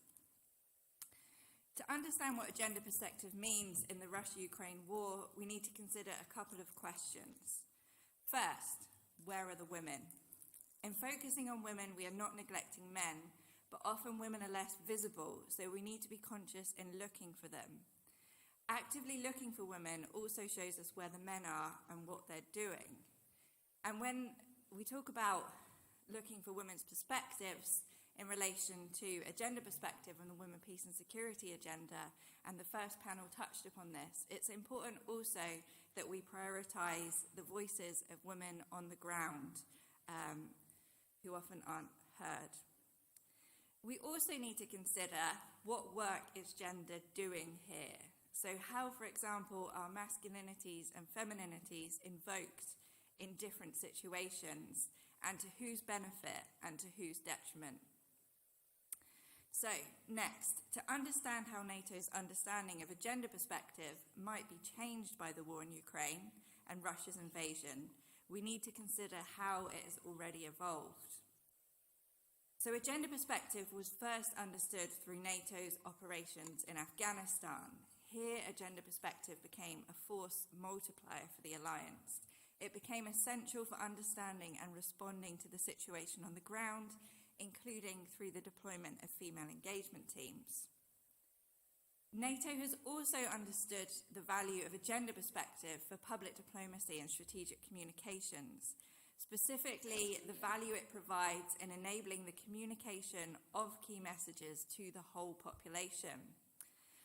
One example is where the alliance used Angelina Jolie's high-profile visit to NATO headquarters in 2018 to better communicate its values and purpose to an audience who were not usually engaged with NATO's work as a defence alliance. And that audience NATO was successful in targeting through that visit was women, so half the population. Now, if we turn back to Ukraine, there are 4 elements in relation to the Russia-Ukraine war which have the potential to impact NATO's understanding of a gender perspective. I will highlight and provide an overview of them here, but I believe my fellow panellists, given their expertise, have the ability to unpack these issues further in more detail. First, women, peace and security, and specifically a gender perspective, has been incredibly important building block of NATO's partnership with Ukraine since 2014. In terms of supporting the capacity building of Ukraine's armed forces, including the recruitment of women, and support for the implementation of women, peace and security. Ukraine is not unique here, and NATO has long supported a number of partners to implement a gender perspective. Second, we need to consider the way in which the war is being waged by Russia. This is deeply gendered both on the ground in Ukraine, for example, through the use of conflict-related sexual violence by Russian forces, but also more broadly as an attack on Western values, including freedom, justice, and democracy, but also tellingly gender equality, in part through the promotion of traditional family values. Relatedly, on a strategic level, NATO has had to prioritise a gender perspective in its response to Russian disinformation, which often exploits gender as a lived experience to target men and women differently, so it exploits their weaknesses. Finally, in NATO's support for Ukraine, we also need to consider a gender perspective in understanding how the war is impacting lives on the ground, both in the present during the conflict, but also going forward as we look towards Ukraine as a post-conflict society. Here, a gender perspective involves centering, supporting, and listening to the voices of Ukrainian women on the ground, not just in government offices, who we know are doing a lot of the heavy lifting in terms of supporting their communities and providing vital services. But for this work to be effective in Ukraine as a post-conflict society, and NATO needs to be listening to the voices of Ukrainian women on the ground now, and feeding through their perspectives to ensure that NATO's response and its integration of a gender perspective accounts for the whole of the population. The elevation of women, peace and security to the NATO strategic concept in Madrid last year demonstrates NATO's commitment to implementing a gender perspective, and it provides a real opportunity for the alliance to invest further to fully understand how the invasion of Ukraine by Russia has impacted a gender perspective, and what role a gender perspective might play in responding to that. This seminar is an important part of that conversation, and a gender perspective and thinking about how that informs NATO's response and support for Ukraine is something that the Alliance should prioritise further in the run-up to this summer's summit in Ljubljana this July. Thank you. Thank you.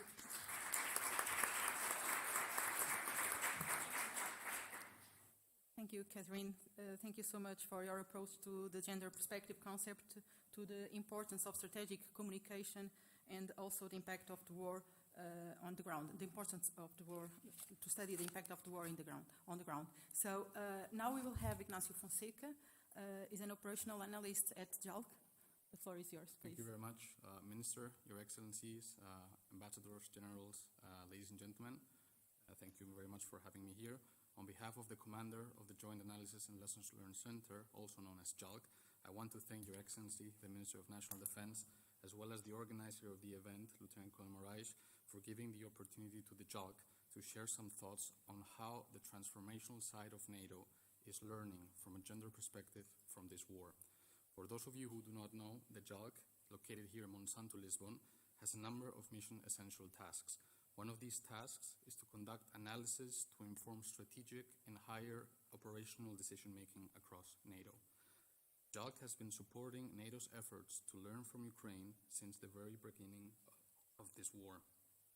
Like all other fellow panelist members here today, my first intention is actually to display the importance of being aware of gender perspective when it comes down to analyzing this war. Secondly, I also would like to highlight the importance of how influence and strategic advantage can be exploited using the gender perspective. And finally, I will share with you some NATO imperatives and how can NATO benefit from gender-related lessons coming from Ukraine in order to support the readiness of our alliance. So in recent time, the transformational side of NATO has been developing its warfare development agenda, which essentially is a 20-year outlook for new strategic thinking. The agenda has 5 warfare development imperatives, and today I would like to focus on how learning from gender-related experiences in Ukraine can inform 2 of those imperatives, namely cognitive superiority and layer resilience. On the one hand, and very briefly, cognitive superiority is the ability to develop deep understanding of oneself and potential adversaries, which is imperative to understand if and how potential adversaries will shape the security environment in their favor while contesting NATO and its values. And on the other hand, and very briefly also, layer resilience ensures the alliance's capacity to sustain long-term competition with potential adversaries by anticipating, absorbing, and adapting to strategic shock or surprise.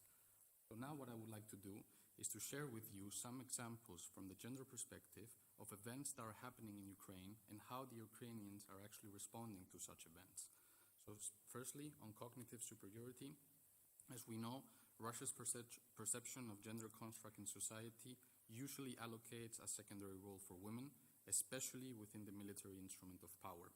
One must only look at the latest recruitment campaign. At the same time, Ukraine is projecting a narrative to ensure that the entire Ukrainian armed forces, women and men, are responsible for defending their sovereign territory.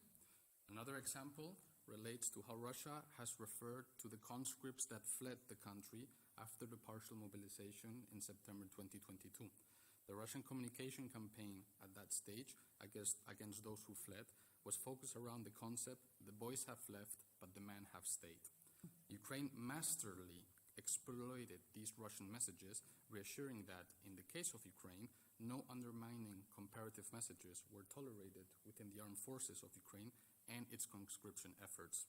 Additionally, it is imperative to see how Ukraine is conducting stakeholder analysis from a gender perspective and has identified resisting groups within Russia that are against the war, such as, for example, the feminist anti-war resistant groups, or the group, the Mothers of Russian Soldiers groups, and has exploited these groups in Ukraine's advantage. Finally, Russia has weaponized gender and refugees, just as we heard today, to legitimize its campaign vis-à-vis its own population. One of the Russian information campaigns prior to the invasion was titled Save the Donbas Children, and had the objective to portray Russia as the guardian of traditional patriarchal values in opposition to a decadent and corrupted West, also to include Ukraine. Ukrainians were very skillful in portraying that these types of Russian narratives were in detriment of the rights of women, and counter these narratives by highlighting that Russia effectively categorizes women as a marginalized group within society. Now, if we focus on the concept of layer resilience, there are also a lot of examples coming from Ukraine. As we know, full-scale warfare, as is the case in Ukraine, has demonstrated the very high reliance of the military instrument of power on the civil resilience layer.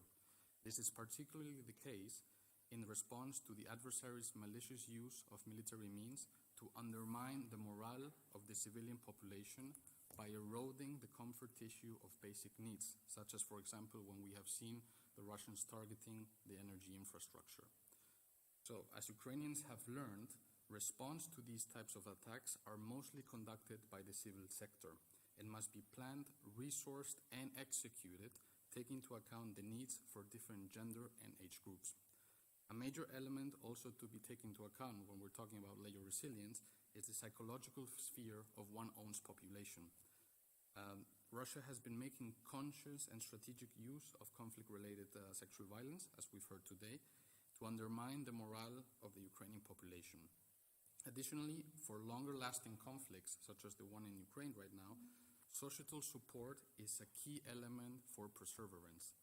When the societal support, which is of paramount importance, it is of paramount importance to have sex and age disaggregated data for societal support, because that way the military and the civil sector can adequately nurture the different elements of the civilian society to be able to sustain support for the military effort in the long term.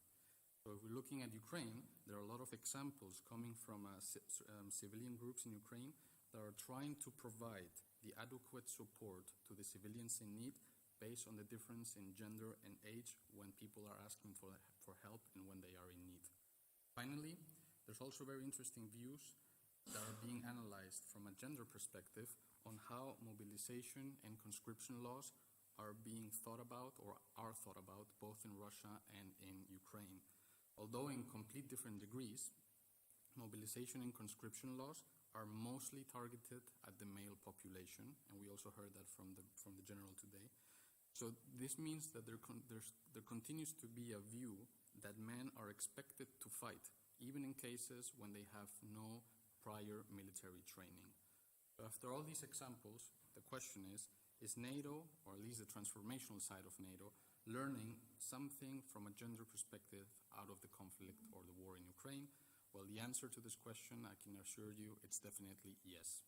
First of all, NATO is learning to perceive the importance that the gender perspective has in practical terms within an existing conflict, and how gender perspective can actually be exploited to achieve own advantages, just like the Ukrainians are doing. Specifically for cognitive superiority, NATO is learning, first of all, to gather awareness of how the Russian gender-related narratives are being exploited by the Ukrainians. Secondly, NATO is learning to acquire much deeper and broader understanding of Russian gender-related constructs, and most importantly, NATO is learning to be prepared to integrate gender perspectives in NATO's long-term military strategic shaping. Now, if we go to layer resilience, we're also learning there. First of all, NATO should assume that, very unfortunately, malicious state actors are going to make calculated use of targeting civilian infrastructure, and they're going to make conscious use of conflict-related sexual violence to undermine the psychological morale of the population. Therefore, proper military and civil planning, executing, and resourcing needs to be thought about in order, when there's a response that needs to happen, that it is adequately responding to that civil infrastructure being taken out or those civilians being affected. Additionally, fostering and ensuring sex and age disaggregated data is paramount for the adequate planning for resilience-related work strands, and specifically to ensure adequate social support for preservance efforts.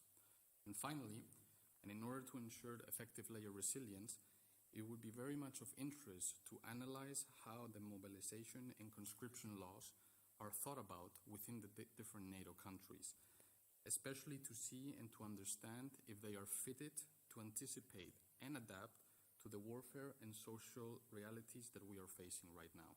Thank you. Thank you so much for your...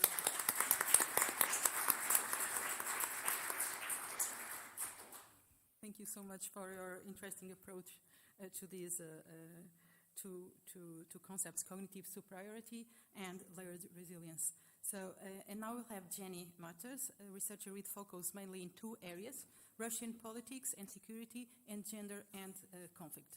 The floor is yours. Great.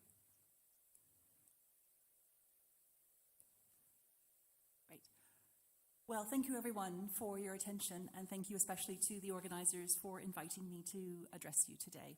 I'm going to focus on Russia and how Russia's leaders and the Russian state are using gender in its war in Ukraine. Gender is central to the way that Putin and his government understand the war in Ukraine. It defines the way that Putin and other officials and the state-controlled media present Russian interest in Ukraine and construct a narrative around the Russian invasion, and indeed Russia's military intervention in Ukraine since 2014. At the heart of this narrative is the idea that Russia is engaged in a war of values, as we've already heard, against the collective West, which it is fighting in Ukraine. This is based on the claim that Russia is a champion of traditional family values, which is one of Russia's few successful attempts to exercise soft power, although, as I'll show in a few minutes, that claim rings a bit hollow when you investigate it more closely. To a large extent, this is about opposition to LGBTQ people, refusing to acknowledge that lesbians, gays, bisexual, trans, and queer people have human rights, and creating an increasingly hostile legal and social environment for them to exist. Gay men and women and trans and queer people are depicted as degenerate and unnatural, and as a symptom of a wider malaise that affects the West and that Ukraine is also infected by. So the West, and also Ukraine, are depicted in this narrative as lacking a moral compass, not understanding the difference between right and wrong, or perhaps understanding that difference, but choosing to do what is wrong over what is right. We should also be aware that this category of people who are degenerate and unnatural is extended to feminists, who are depicted as women who have lost their real purpose in life, which is to be feminine and beautiful, to marry and become mothers and grandmothers, and who instead go around behaving in ways that are irrational and inappropriate. This narrative is aimed not only at domestic audiences in Russia, but also at Ukrainians who live in territories occupied by Russia and at the wider world. And it has found receptive audiences in parts of the global south, in places with very socially conservative, often very religious leaders and societies. It has also found receptive audiences in parts of Europe and North America, especially among socially and politically conservative communities, political parties and leaders who use culture wars as a way of attaining and holding on to political power. It's worth pointing out that this narrative predates the start of Russia's military intervention in Ukraine in 2014, but it's become much more prominent since then.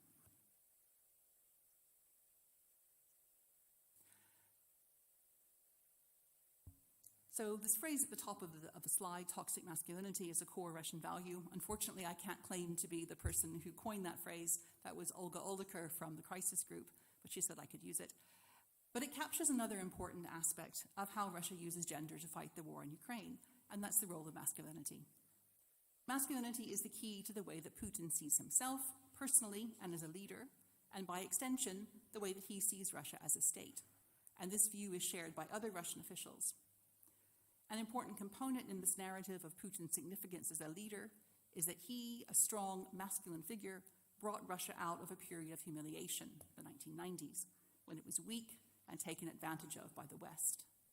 According to this logic, if Russia is to avoid falling back into the ways of the 1990s, it has to be tough and masculine and behave like a real man.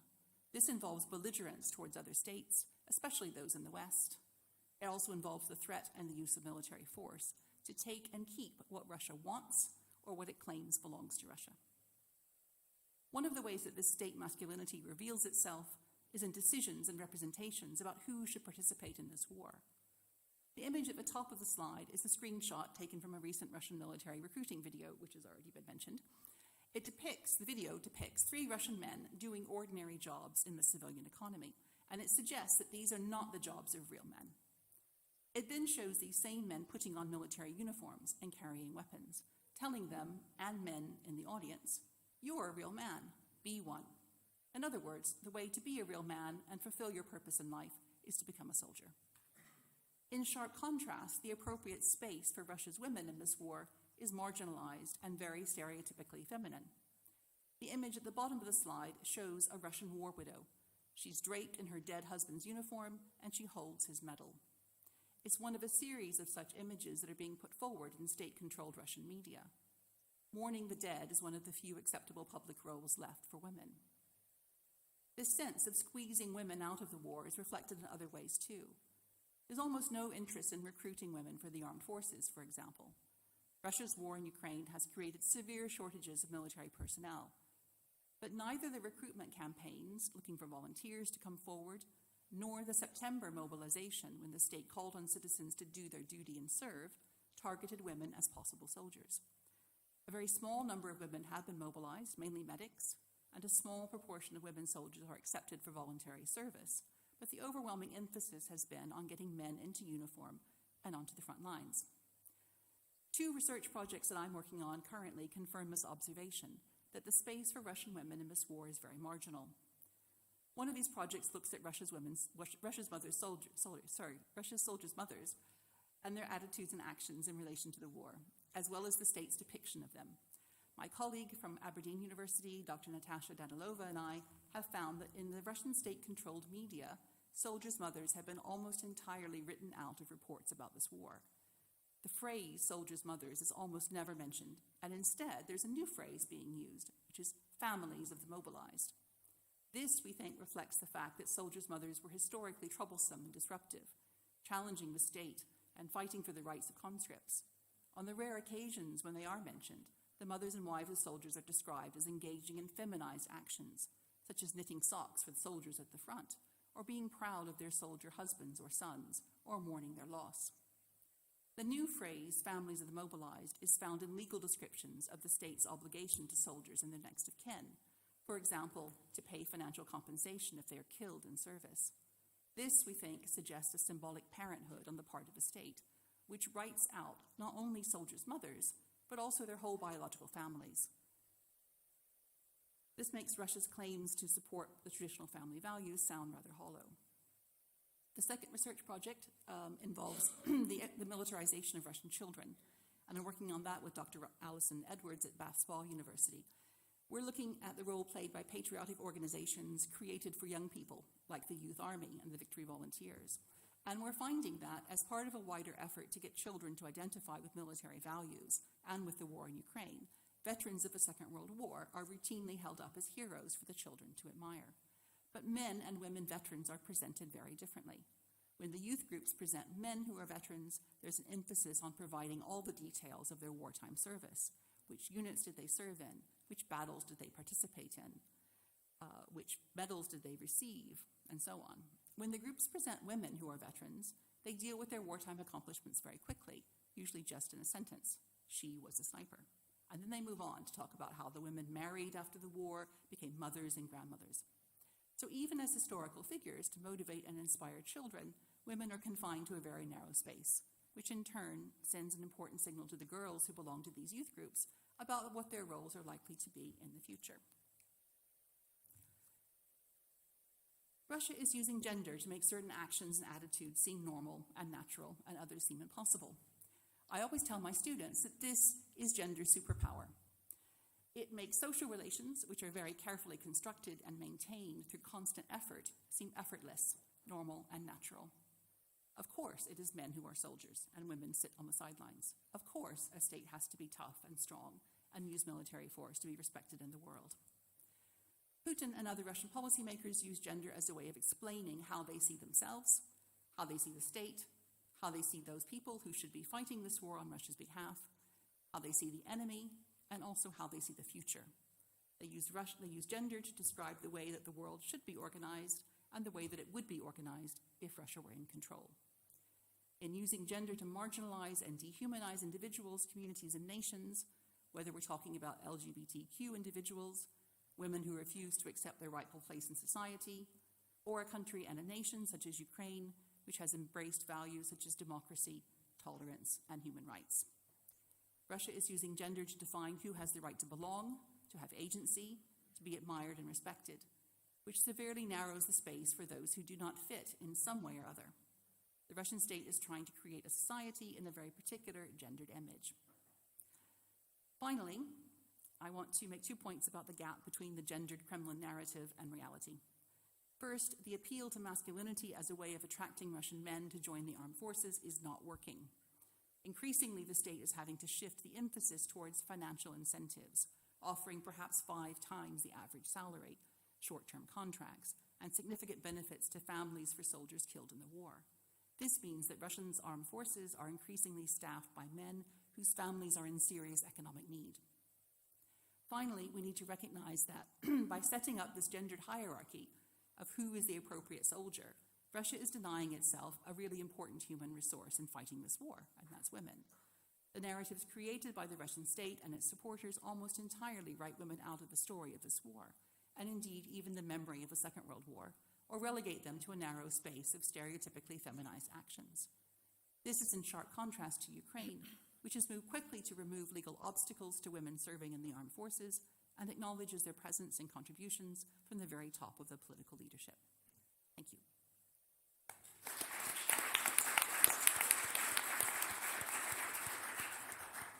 Such an interesting approach, this time regarding the narrative used in this war, the power of them.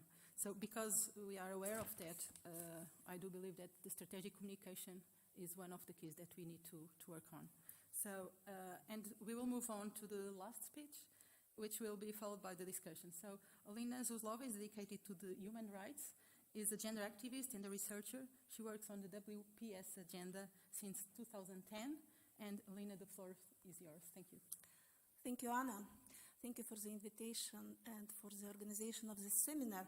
Actually, all previous speakers said many things but echoed in my presentation, and I thought maybe I needn't have to go here because everything important about Ukraine you said. No, it is important because I would like to hear it. The year we have lived has presented us with many challenges, many of which we never planned to face in our lives. To leave houses and organize it in the new place, to run in the shelter during the alarm and to provide training there, every day to lose friends, colleagues, civilians and military people, and communicate to the CRSV survivors. The year taught us many skills that we never planned to use either. Making trench candles and weaving protective nets for the army, living without light, heat and water and working full-time all these days. Actually, classes, lessons, what we learned during the year, first of all, for us, for our practical actions. At the same time, I think my presentation also will echo for you as well, because I think it is very important for alliances such NATO, EU, and others. We know 4 pillars of the 1325 resolution, and I also mentioned 4 of these pillars in my presentation. First of all, about prevention. For 4 years before the start of the war and 9 years during the war, 13 years in general, I researched and constantly talked about the fact that gender-based violence is growing in Russia, tolerance for its growing as well, and efforts to promote this approach to other countries, in particular to Ukraine, but not only, are intensifying. As an example, the global campaign against the Istanbul Convention. Instead of direct targeting the idea of protection from the violence, they targeted so-called gender threats to humanhood. The conflict-related sexual violence, its form and accompanying manifestations of violence demonstrate the result of this policy for Russia. The mass support of war rapes in Russian society, in particular by women, is a confirmation of the existence of these consequences. What we have to do? We have to analyze, we have to plan the inclusion of the deep and multilateral gender perspective in all security and defense spheres, in strategic, operational, and tactical planning, implementation, monitoring, and evaluation. To develop and strengthen methods and tools for the counteraction. I am ready to share all details for this topic for interested in this point. These lessons are for both of us, not only for Ukraine. Opposition to so-called anti-gender hybrid Russian actions in Ukraine has turned into an influential factor of the general resilience of society, and I'm absolutely agree with everything what Ignacio mentioned in this area. The important role is the cooperation of the security service of Ukraine and civil society on these issues. Quick response to security needs of a different nature than in previous years. Usually I tell about operationalization of gender, not just to talk at very important events about it, but to know how to operationalize it, how to use the tool. The unprecedentedly operative development of the assistance mechanism for the conflict-related sexual violence survivors in Ukraine is all a demonstration of the consequence of such readiness. Next one, participation. More than 40,000 women serve in the Ukrainian army. In percentage, this is more than in many armies of the NATO members countries, and you said about it actually. Encouraging women to serve in the army, changes in service conditions, development of a gender policy in the security and defense sector, cooperation on gender issues between the military and feminist civil society organization. All this relates specifically to the participation of women in peace-building processes.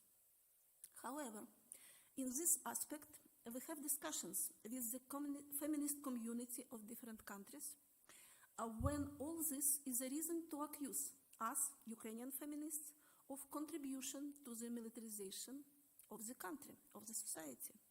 Our position is different. The country has a right to protection.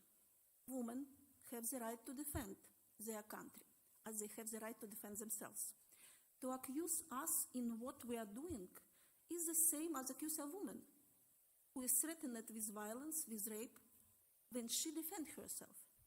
When feminists claim otherwise, this is, in our opinion, is a reflection of so-called colonial feminism, which considers the situation only from the position of possible aggressor country. What we have to do? I think we have to have discussions, because many of such differences, they are because feminism is also need for reflection, for practical reflection and consideration with practical situation.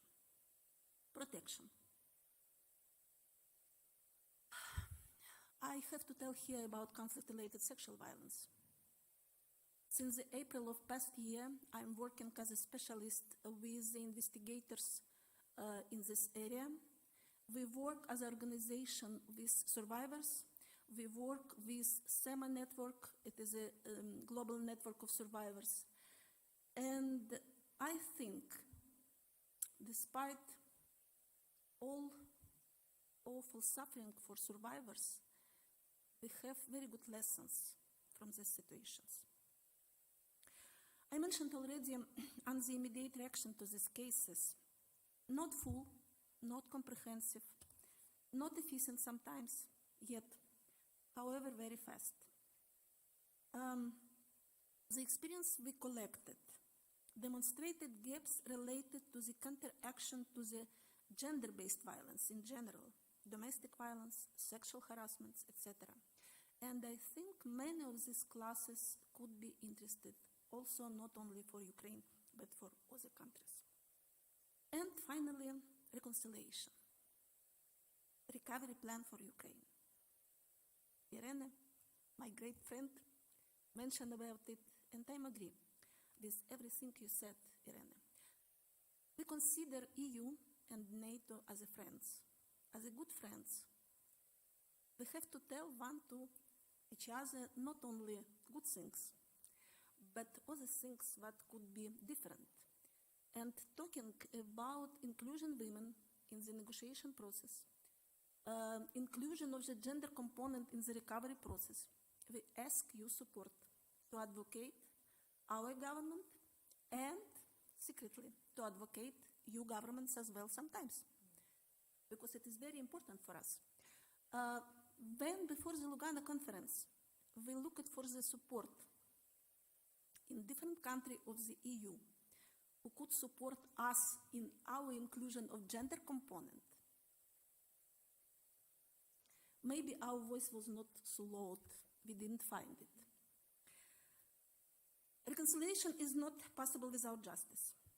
Justice is not possible without gender perspective. Reparations as a transitional justice mechanism include guarantees of non-repetition and should include some specific measures. All these measures should be included in the Capitulation Act of Russia and other document of post-Russia changes. It is not just good declaration. I think conflict-related sexual violence, violence against civilian population in general, has roots in the patriarchate. And we have to operationalize it is as well. Because without these tools, we can't look for other society in peace. Ukraine, women in Ukraine, we are not victims. We are survivors. Feel the difference. We think how to foster results for the preliminary lessons and to convert it in the post-war recovery of Ukraine. And answering at the Monica's question about the greatest danger for women in Ukraine, I would like to tell the greatest danger for women and men in Ukraine today is to lose our country under the heel of Putin. Thank you very much.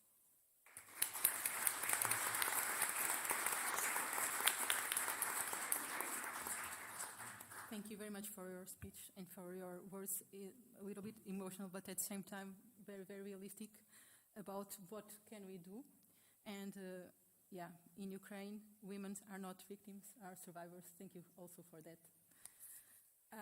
After these four speeches, we certainly have reasons to be able to discuss the topic that we have for this panel, but like Diana did before, yeah, we have time for questions from the audience, and if you don't mind, as a warm-up, I will start. So I will start with Olena.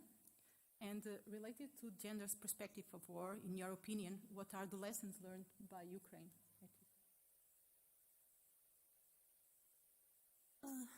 The main lesson, maybe,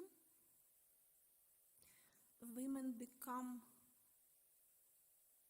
more and more less secondary part of population in Ukraine. Thank you so much. And Catherine, in terms of NATO, how the war in Ukraine is changing gender perspective? I think another aspect that I didn't perhaps touch on is actually thinking about, and we were kind of having discussions about this morning, thinking about security as more than kind of hostilities not happening, but also thinking about the importance of emotional or ontological security of the population at the moment, and how that impacts men and women differently, because that's going to be incredibly, and this is why it's important to have women's involvement in the settlement and the negotiations, an end to the conflict, because emotional security impacts men and women differently. And I'm thinking here of a lesson that perhaps we can learn from a post-conflict society within NATO, and at the time when the hostilities ceased there, it was within the European Union as well, which is Northern Ireland. So 25 years on from the Good Friday Agreement, which brought an end to the fighting and brought the two opposing sides together to agree. But what was missing there was a consideration of kind of women's perspectives, a gender perspective, and a consideration of emotional security. So the fighting may have stopped, but actually there's still kind of huge difficulties in Northern Ireland. And in terms of the impact of the lack of emotional security, we can see that Northern Ireland currently, I believe, has kind of the highest suicide rate among European states. So the fighting has stopped, but actually people are still dying. So this is kind of I think when we're talking about the gender perspective in the moment, and when NATO is talking about it in the moment, it needs to look also to the future, because what NATO does now has an impact on what kind of the future looks like, and to ensure that ontological and emotional security are considered, as well as kind of more kind of hard military understandings of what security is. Thank you. Now I ask if anyone in the audience wants to raise a question or even make a comment. Yep. Just 1 minute. It's better with the micro. Yes, good afternoon already. My name is Sven Rebaum. I'm the gender advisor from Strike for NATO, based here in Oeiras in Portugal. I have a question for Olena. You were talking about gender-based violence and collecting cases and trying to make some courses and training for the people there. Are you including male and females, or is it just for females, and especially for cases that are also linked to males in the war zone? So are you collecting both sides of the cases, let me say it like that, or is it just linked to female cases? Thank you for your question. We work for both, for women and men, mostly for women, because women are more in quantity, and also talking about training what we are doing for security and defense sector. 50-50 actually for all structures that we work. It depends from structure to structure, because community officers or patrol police or investigators, they have different percentage of women and men, but we work for all, and we pay attention at gender stereotypes of communication to CRSV survivors if we see it, because we have, from our experience, we have about 30 different scenarios what we do give them, and what have some similar tendencies in this area.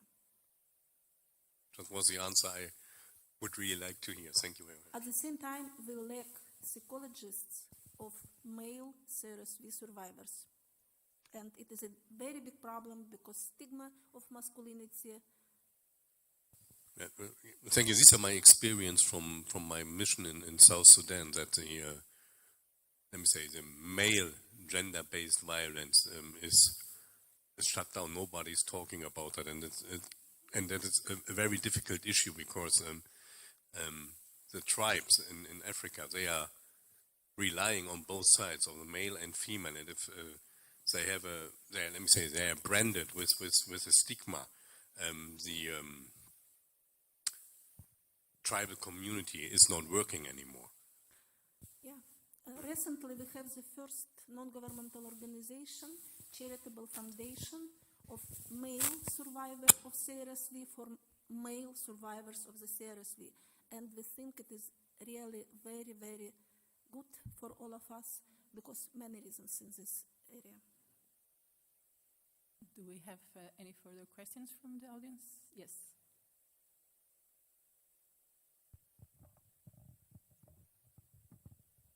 Thank you so much for your presentations. I would like to ask Catherine Wright, because you mentioned a lot the question of strategic narratives and the gender dimensions of those. And I'd like to ask you if the use of this civilizational discourse in NATO, but also in the EU, strategic narrative on the WPS agenda not ends up like compromising feminist visions of the security that were at the beginning of the emergence of WPS. And I'm thinking about this distinction and this constant hierarchy between the global north and the global south, and the latter is always positioned as the one that needs to learn the lessons and to comply, and not as complete agents in defining what WPS means in practice. So I'm asking you what can be done to move past these hierarchies in a more practical and strategic way. Thank you. Thank you. Excellent question. So I've published on both NATO and the EU's use of women, peace and security in terms of strategic narratives, and critiqued that from a feminist perspective. So my headline takeaway would be, don't just talk about the women on International Women's Day. Women are there the other 364 days of the year. But I think you're concerned that actually the kind of use instrumentally of WPS in strategic narratives can undermine kind of the feminist aspirations behind the agenda is a really important one.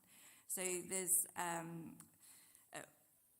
one point on that is to kind of mainstream a gender perspective into all strategic communications so that it's clear, but also reflect inward.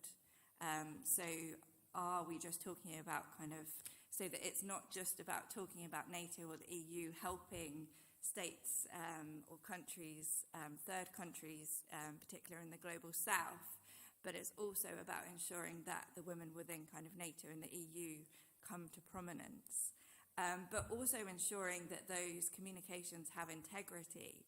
So there's one example, and NATO kind of since changed this. This is over a decade ago now that this came out. NATO produced a very effective strategic communication campaign called Return to Hope, which was telling NATO's story of Afghanistan.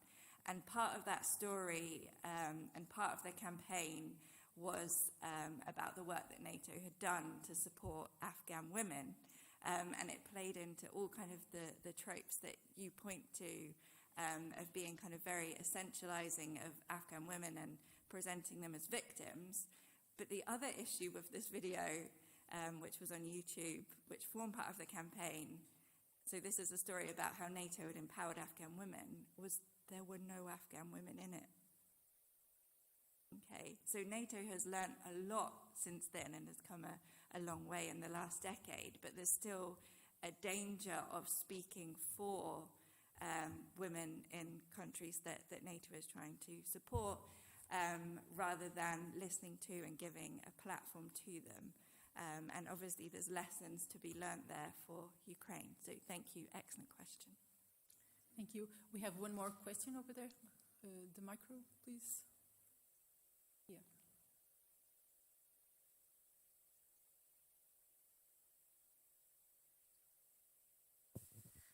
Thank you, and thank you very much for this discussion. This perspective of psychologists in terms of male sufferers or survivors has rung a bell with me, and I'll take that back when we're looking at our psychological rehabilitation project as well. I wanted to ask a question to the panel, but it's really inspired by what Jenny said. It just crystallized for me. The Global South is one of the places where we find less support for Ukraine, or rather more reticence, and they seem to be really open to Russian disinformation and narratives. And the way you described how the male or masculinity plays well with those audiences, I was wondering whether you had any thoughts what we can do to counter that.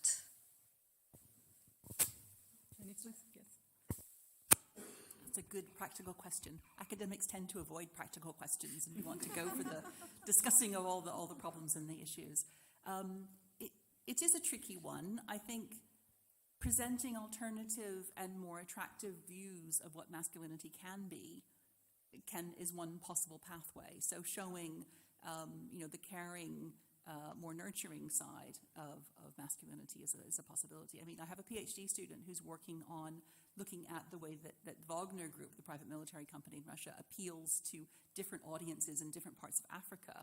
It's really interesting because they definitely target certain kinds of masculinity in their recruitment campaigns, trying to get Africans to join Wagner Group and work with them. And so this idea of firstly understanding the local context, understanding again, going back to an earlier question about, not assuming what's happening elsewhere, but understanding what's happening elsewhere, and how do you tap into certain values and certain needs, about what kind of messages you give and who are you appealing to. I mean, appealing to women in some ways as well as appealing to men, but showing a more holistic kind of view of what masculinity can be. It's not just being tough and mean and brutal, might be a possible way forward. Do you want to comment? Yeah, sure. So as everything in life, you always try to look and convince your sphere of influence. So that's actually what the Russians are doing, just like we are doing. And it's much easier to convince a similar mindset than yours in this regard. And this is exactly what the Russians are doing from a communication point of view in parts of Africa and in other parts of the world, because they know that's their sphere of influence to convince those countries easier than we have. So since we have to look at this also holistically, sometimes if we look at it only from the gender perspective, we might not be able to influence those countries that much. However, if we look at it from another instrument of power, whenever a nation goes to negotiate with an African nation, and in the negotiation they provide for economic needs, they can always convince that nation, hey, look, if you want our support, this is something that we can give you towards it. So I think we have to look at this, especially when countering gender narratives from Russia in their sphere of influence nations.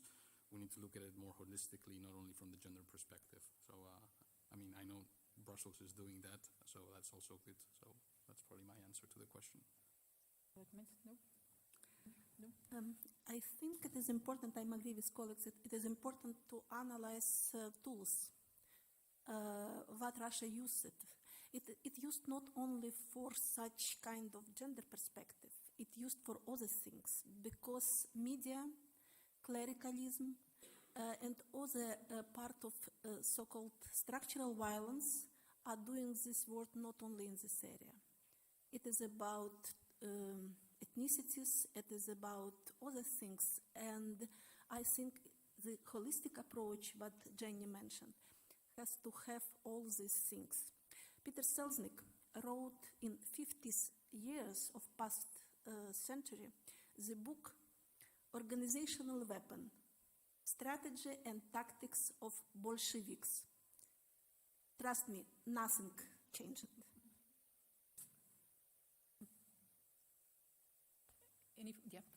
Yana, please.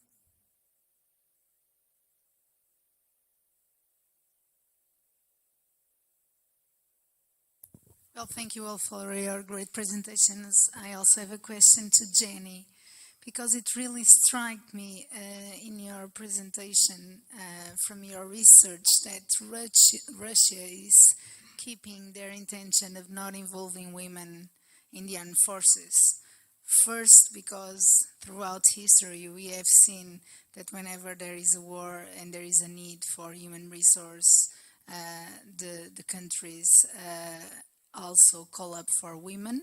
And also during World War II, the Soviet Union did it. There were female pilots. They were even called by the Allies as the night witches.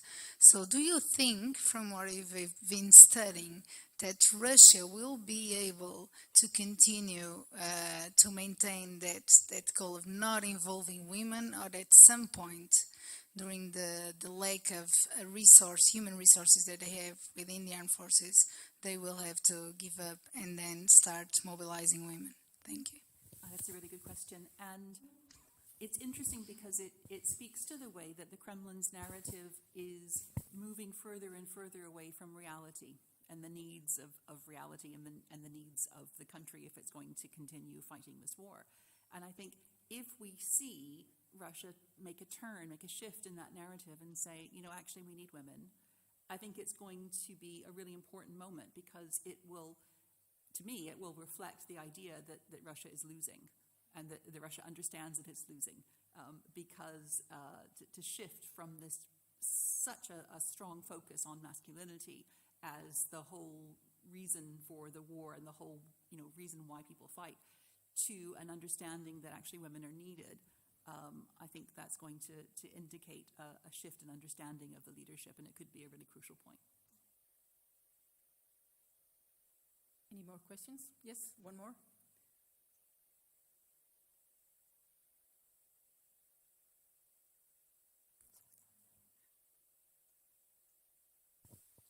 Thank you so much.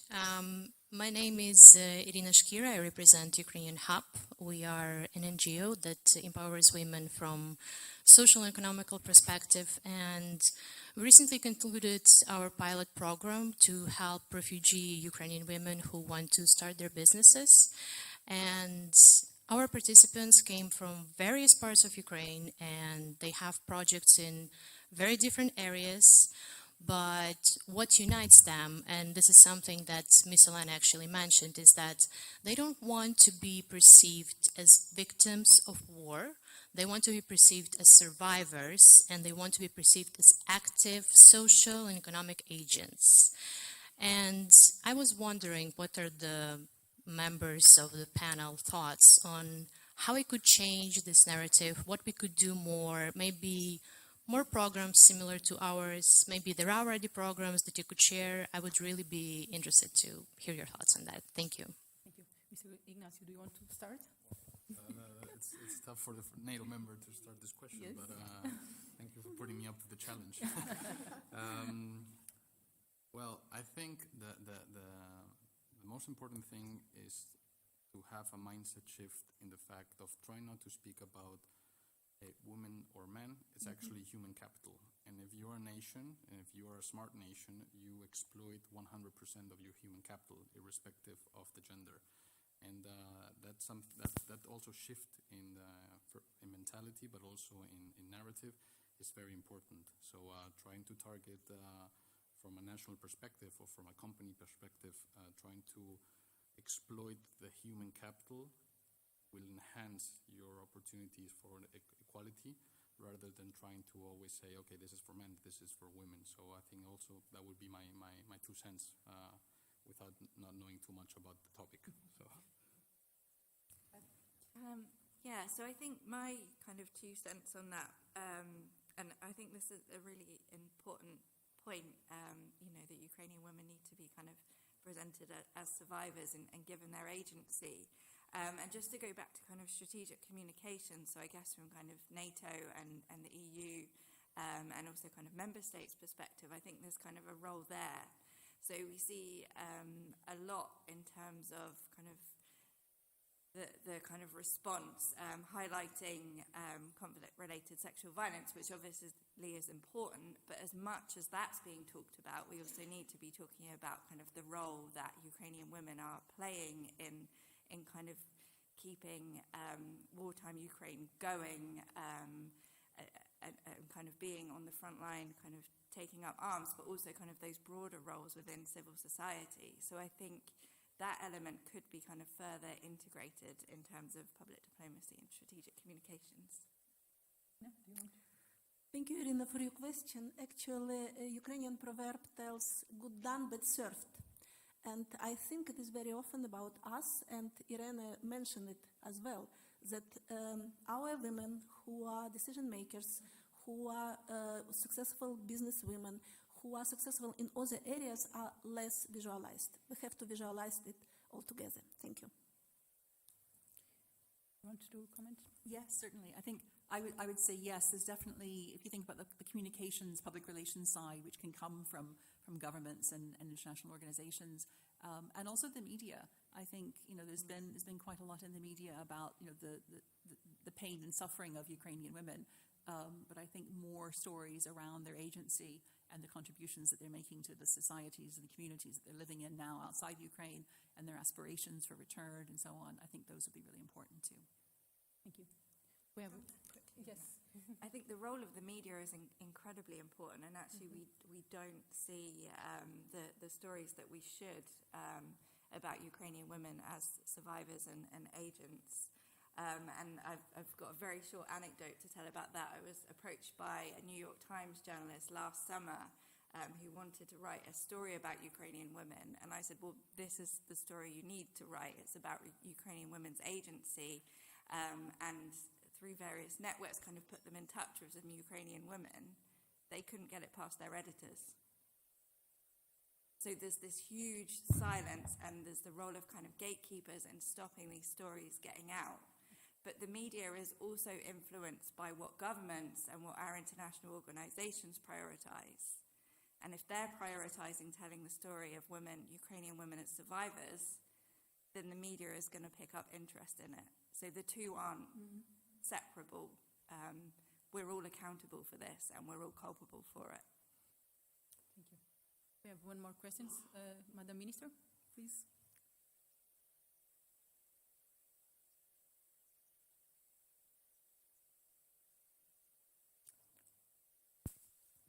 Well, thank you very much. I have so many questions, but I promise I won't ask them all. Just wanted to, sign off, first of all, the fact that I realize now why when Diana came to me proposing the seminar from the Equality Office of the Ministry of Defense, this is really important, because we haven't been talking about this, and obviously from your presentations we realize how much there is to reflect, to not only understand the dynamics of the war, but most of all to understand how to build resilience and what to do next if we want to really have some kind of positive consequences in terms of the reconstruction, etc. So thank you very much to all of you for helping us understand these gender dynamics of the war in Ukraine, not only in its material expression, but also the narrative dimension that is as important in this war as the material one. I think we are all better aware of how it works, and so better prepared to also reflect on resilience and on reconstruction, hopefully soon. My question is relates to the lessons learned dimension. You all mentioned this. One of the questions of the seminar is, what can we learn from this while happening in order to test our own instruments and policies and institutions, the way we address this kind of gender perspectives? And it's for all of you, but mainly thinking about Ignacio's work in JALC. To what extent do you think that NATO will be able to learn from all these lessons that you so I think wisely mentioned already in this follow-up already in Vilnius? But for all of you, can we really learn from this? What does it take to incorporate into our policies what we have learned so far? Thank you. Please. If I may, NATO has a lessons learned capability, and one of the most important things of the capability is actually leadership involvement. So whenever the lessons are identified or actually even learned, it is also up to the leadership in each of the segments of NATO to implement those lessons. That's why if you look at the NATO lessons learned capability, leadership is the foundation of that. So our work in the transformational side of the alliance is actually to ensure that all the lessons are captured, especially the ones from inside NATO are captured, and then fed to the leaderships across the alliance, both military and civilians. Yes, I'm looking at you, Mr. Thank you. Jenny, please. Okay, thank you. I would say that the case that I presented of Russia is an extreme case, but we should all see ourselves in some aspects of this case, right? So every time a woman in the military is made to feel uncomfortable that she doesn't belong, or every time that there's a suggestion that perhaps she should give sexual favors to a commander. And this happens in militaries around the world. It happens in militaries in NATO. And so I think we have to really, really from the top, but also from a very organic way in terms of training and military culture, address this systematically among ourselves. I think in a line, we should be less Russia and be more Ukraine. So I think that kind of building on Ignacio and Jenny, so we've got lessons learned and we've got kind of reflection. And I think just to build on both of those, we also need to do a bit of kind of capacity building in terms of, thank you Siri, this always happens, in terms of, she's listening to me, in terms of, so I'm thinking how those lessons are received. So it's all very well collecting the lessons and that should be done, but actually if the senior decision makers and actually the mid-level decision makers don't understand what a gender perspective is or what WPS is, then that's pointless. So we also need to do kind of capacity building. And if we don't do that, then I think we're also playing into Russia's hands, because there's a danger that women, peace and security just becomes understood as about women as victims, which is part of it, but that's also the narrative that Russia plays at the Security Council to undermine the women, peace and security agenda. So this comes back to the reflection element. So my key thing would be capacity building at senior and mid-level within kind of defence forces and within kind of NATO and the EU decision making. We continue to collect our lessons because we have a lot. We try to immediately to respond. If to tell about some more general questions, the main lesson for us is never, never, never give up. And it is important also, next lesson is, for us it is very important to insist when we were not heard. Because if I did 14 years these researches and advocacy, I had to be more insisting, more convincing, more practical. Also, one more important thing that also I heard today. It is about 24 hours and 7 days of our work now. It is about vicarious trauma of evidence. Everyone in Ukraine has it now. And we started to work with police, with armed forces, with security and defense sector, and with civilians. We have to care ourselves because we have no right to die from traumas.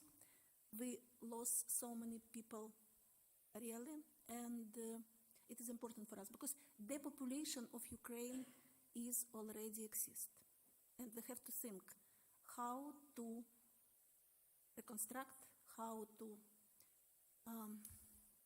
do recovery when we lost so many people. Some of them left our countries, and we understand they will not return back because it's also part of their trauma. many people we lost at the battlefield. So, thank you. Many lessons, however, we try to be excellent in our work, what we are doing. Thank you. Time flies, and it's time to summarize, or at least I will try to summarize what have been said. So one preliminary lesson that can be drawn from the gender perspective of the war in Ukraine is that women have been disproportionately affected by the war. Women are more likely to be displaced and are at a greater risk of violence and sexual assault during times of war. They are survivors.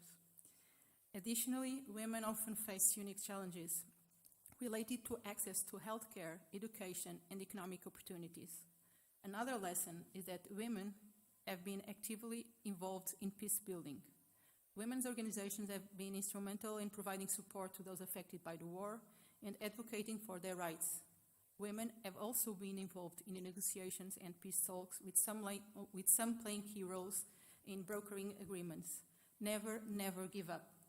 As I said before, it is important to note that the potential benefits of women's participation in war should never outweigh the potential risks and harms they may face. To ensure the safety and well-being of all individuals, regardless of gender, during times of war, efforts should be made. Overall, the war against Ukraine has had a significant impact on the lives of women in the country, with many facing displacement, violence, economic hardship, and other challenges. We need to learn how to handle with all of this. We need to learn how to avoid with discrimination in general. We need to learn how to get the best that we all have, men, women, and others. So again, thank you so much for your participation in this event. In my opinion, if I may, it would be better if we had not needed to talk about these issues. Assuming that there is a need to talk about gender and discrimination, it is because it exists. And that's not good. It's not good at all. So, however, as long as there are people interested in talking about the subject, this issue will not be forgotten, and together we can make a difference. The first woman president of the International Committee of the Red Cross, Mirjana, said in New York regarding gender equality and war, "No humanity, dignity, peace until international humanitarian law is upheld for all genders." Thank you.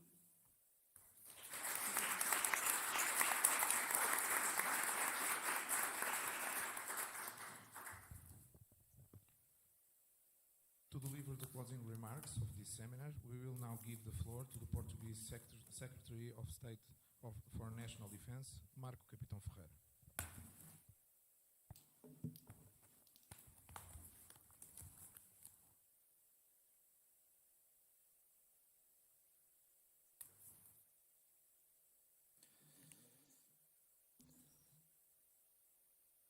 Good afternoon, Minister of National Defense, General Chief of Army Staff, Ambassadors, representatives of the Portuguese Armed Forces, Chief of General Staff and Chiefs of Navy and Air Force Staff, Directors and representatives of the Ministry of Defense, officers, distinguished speakers and moderators of this international seminar, ladies and gentlemen.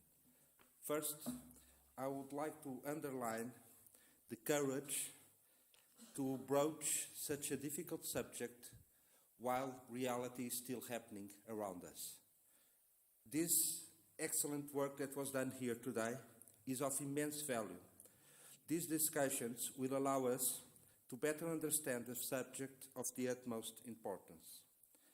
As our Minister of National Defense often says, equality is more than a constitutional right. It must also be a collective purpose in a democratic context, allowing both men and women to be fully integrated in society with the same opportunities.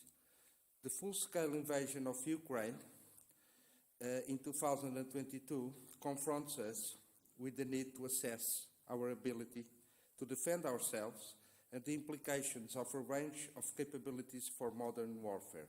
As a consequence of this war, we are deep diving into a vast ocean of technological development with exponential discoveries in fields only matched by their disruptive potential. Such discoveries must take into account women, peace and security, and gender perspective. These are key elements that must be included in our strategic response to an illegal war that is being fought not only in territorial and geographical terms, but which fundamentally constitutes an attack on our democratic values such as individual liberty, human rights, and the rule of law. The constant threats to the way we decide to organize our society should also lead us to collectively discuss how to deter them. Gender perspectives cannot be separated from these discussions. The way that they have impacted the ongoing war must be taken into account when assessing these issues.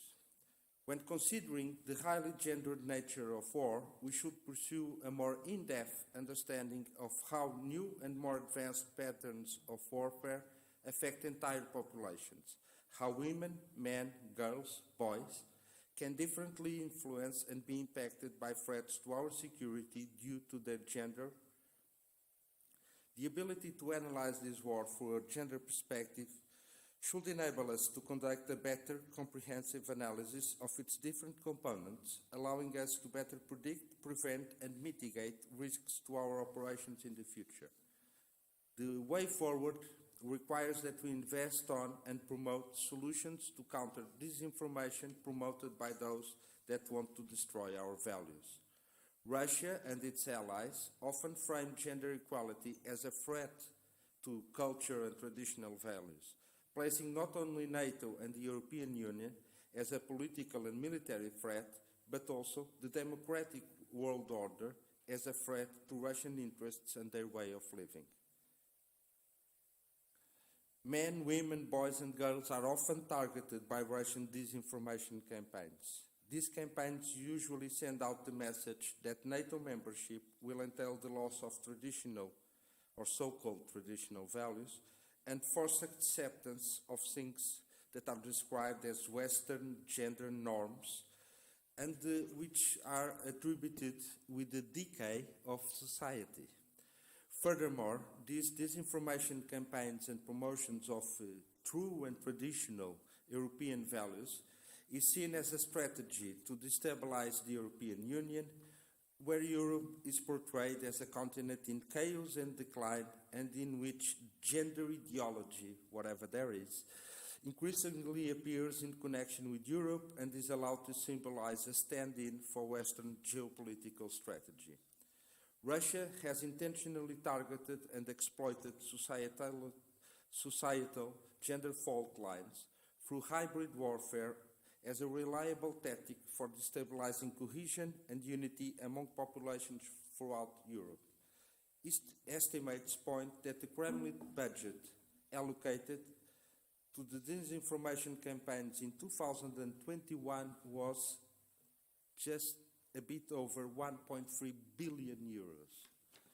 This hostile strategic communication approach of framing gender ideology as a threat and appeasing to far-right groups, mainly in Europe, is arguably an issue of increasing relevance to European security. In order to stop it, there must be a strong and cohesive strategy throughout NATO allies and within the European Union, with enough resources preventing the far-right agenda to prevail over human rights.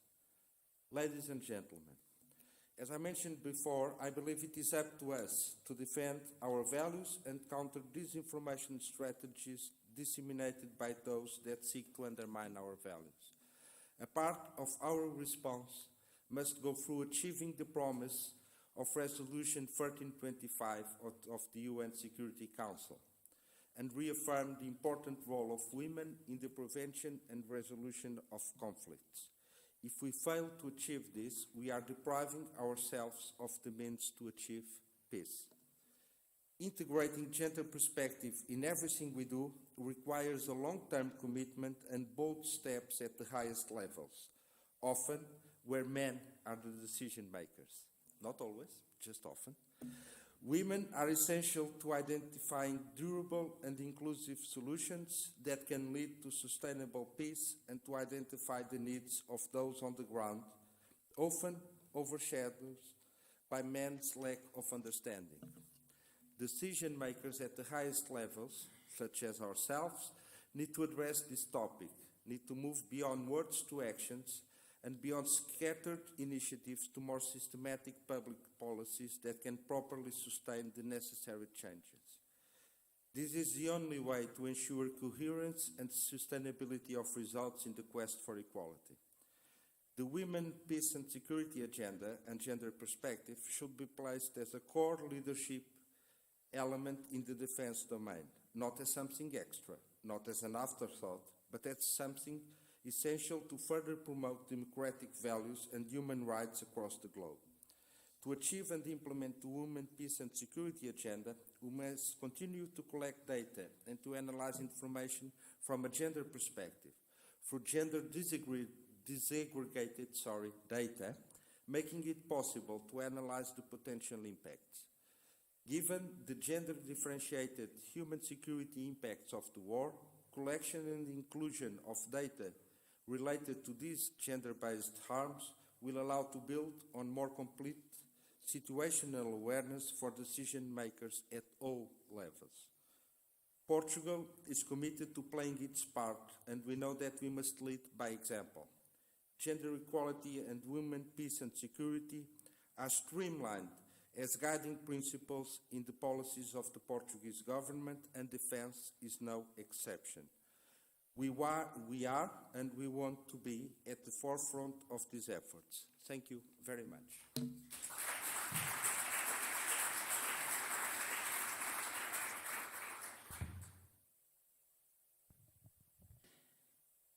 On behalf of Her Excellency, the Portuguese Minister of National Defense, Helena Carreiras, we thank you all for your presence and we declare this seminar closed. Thank you all.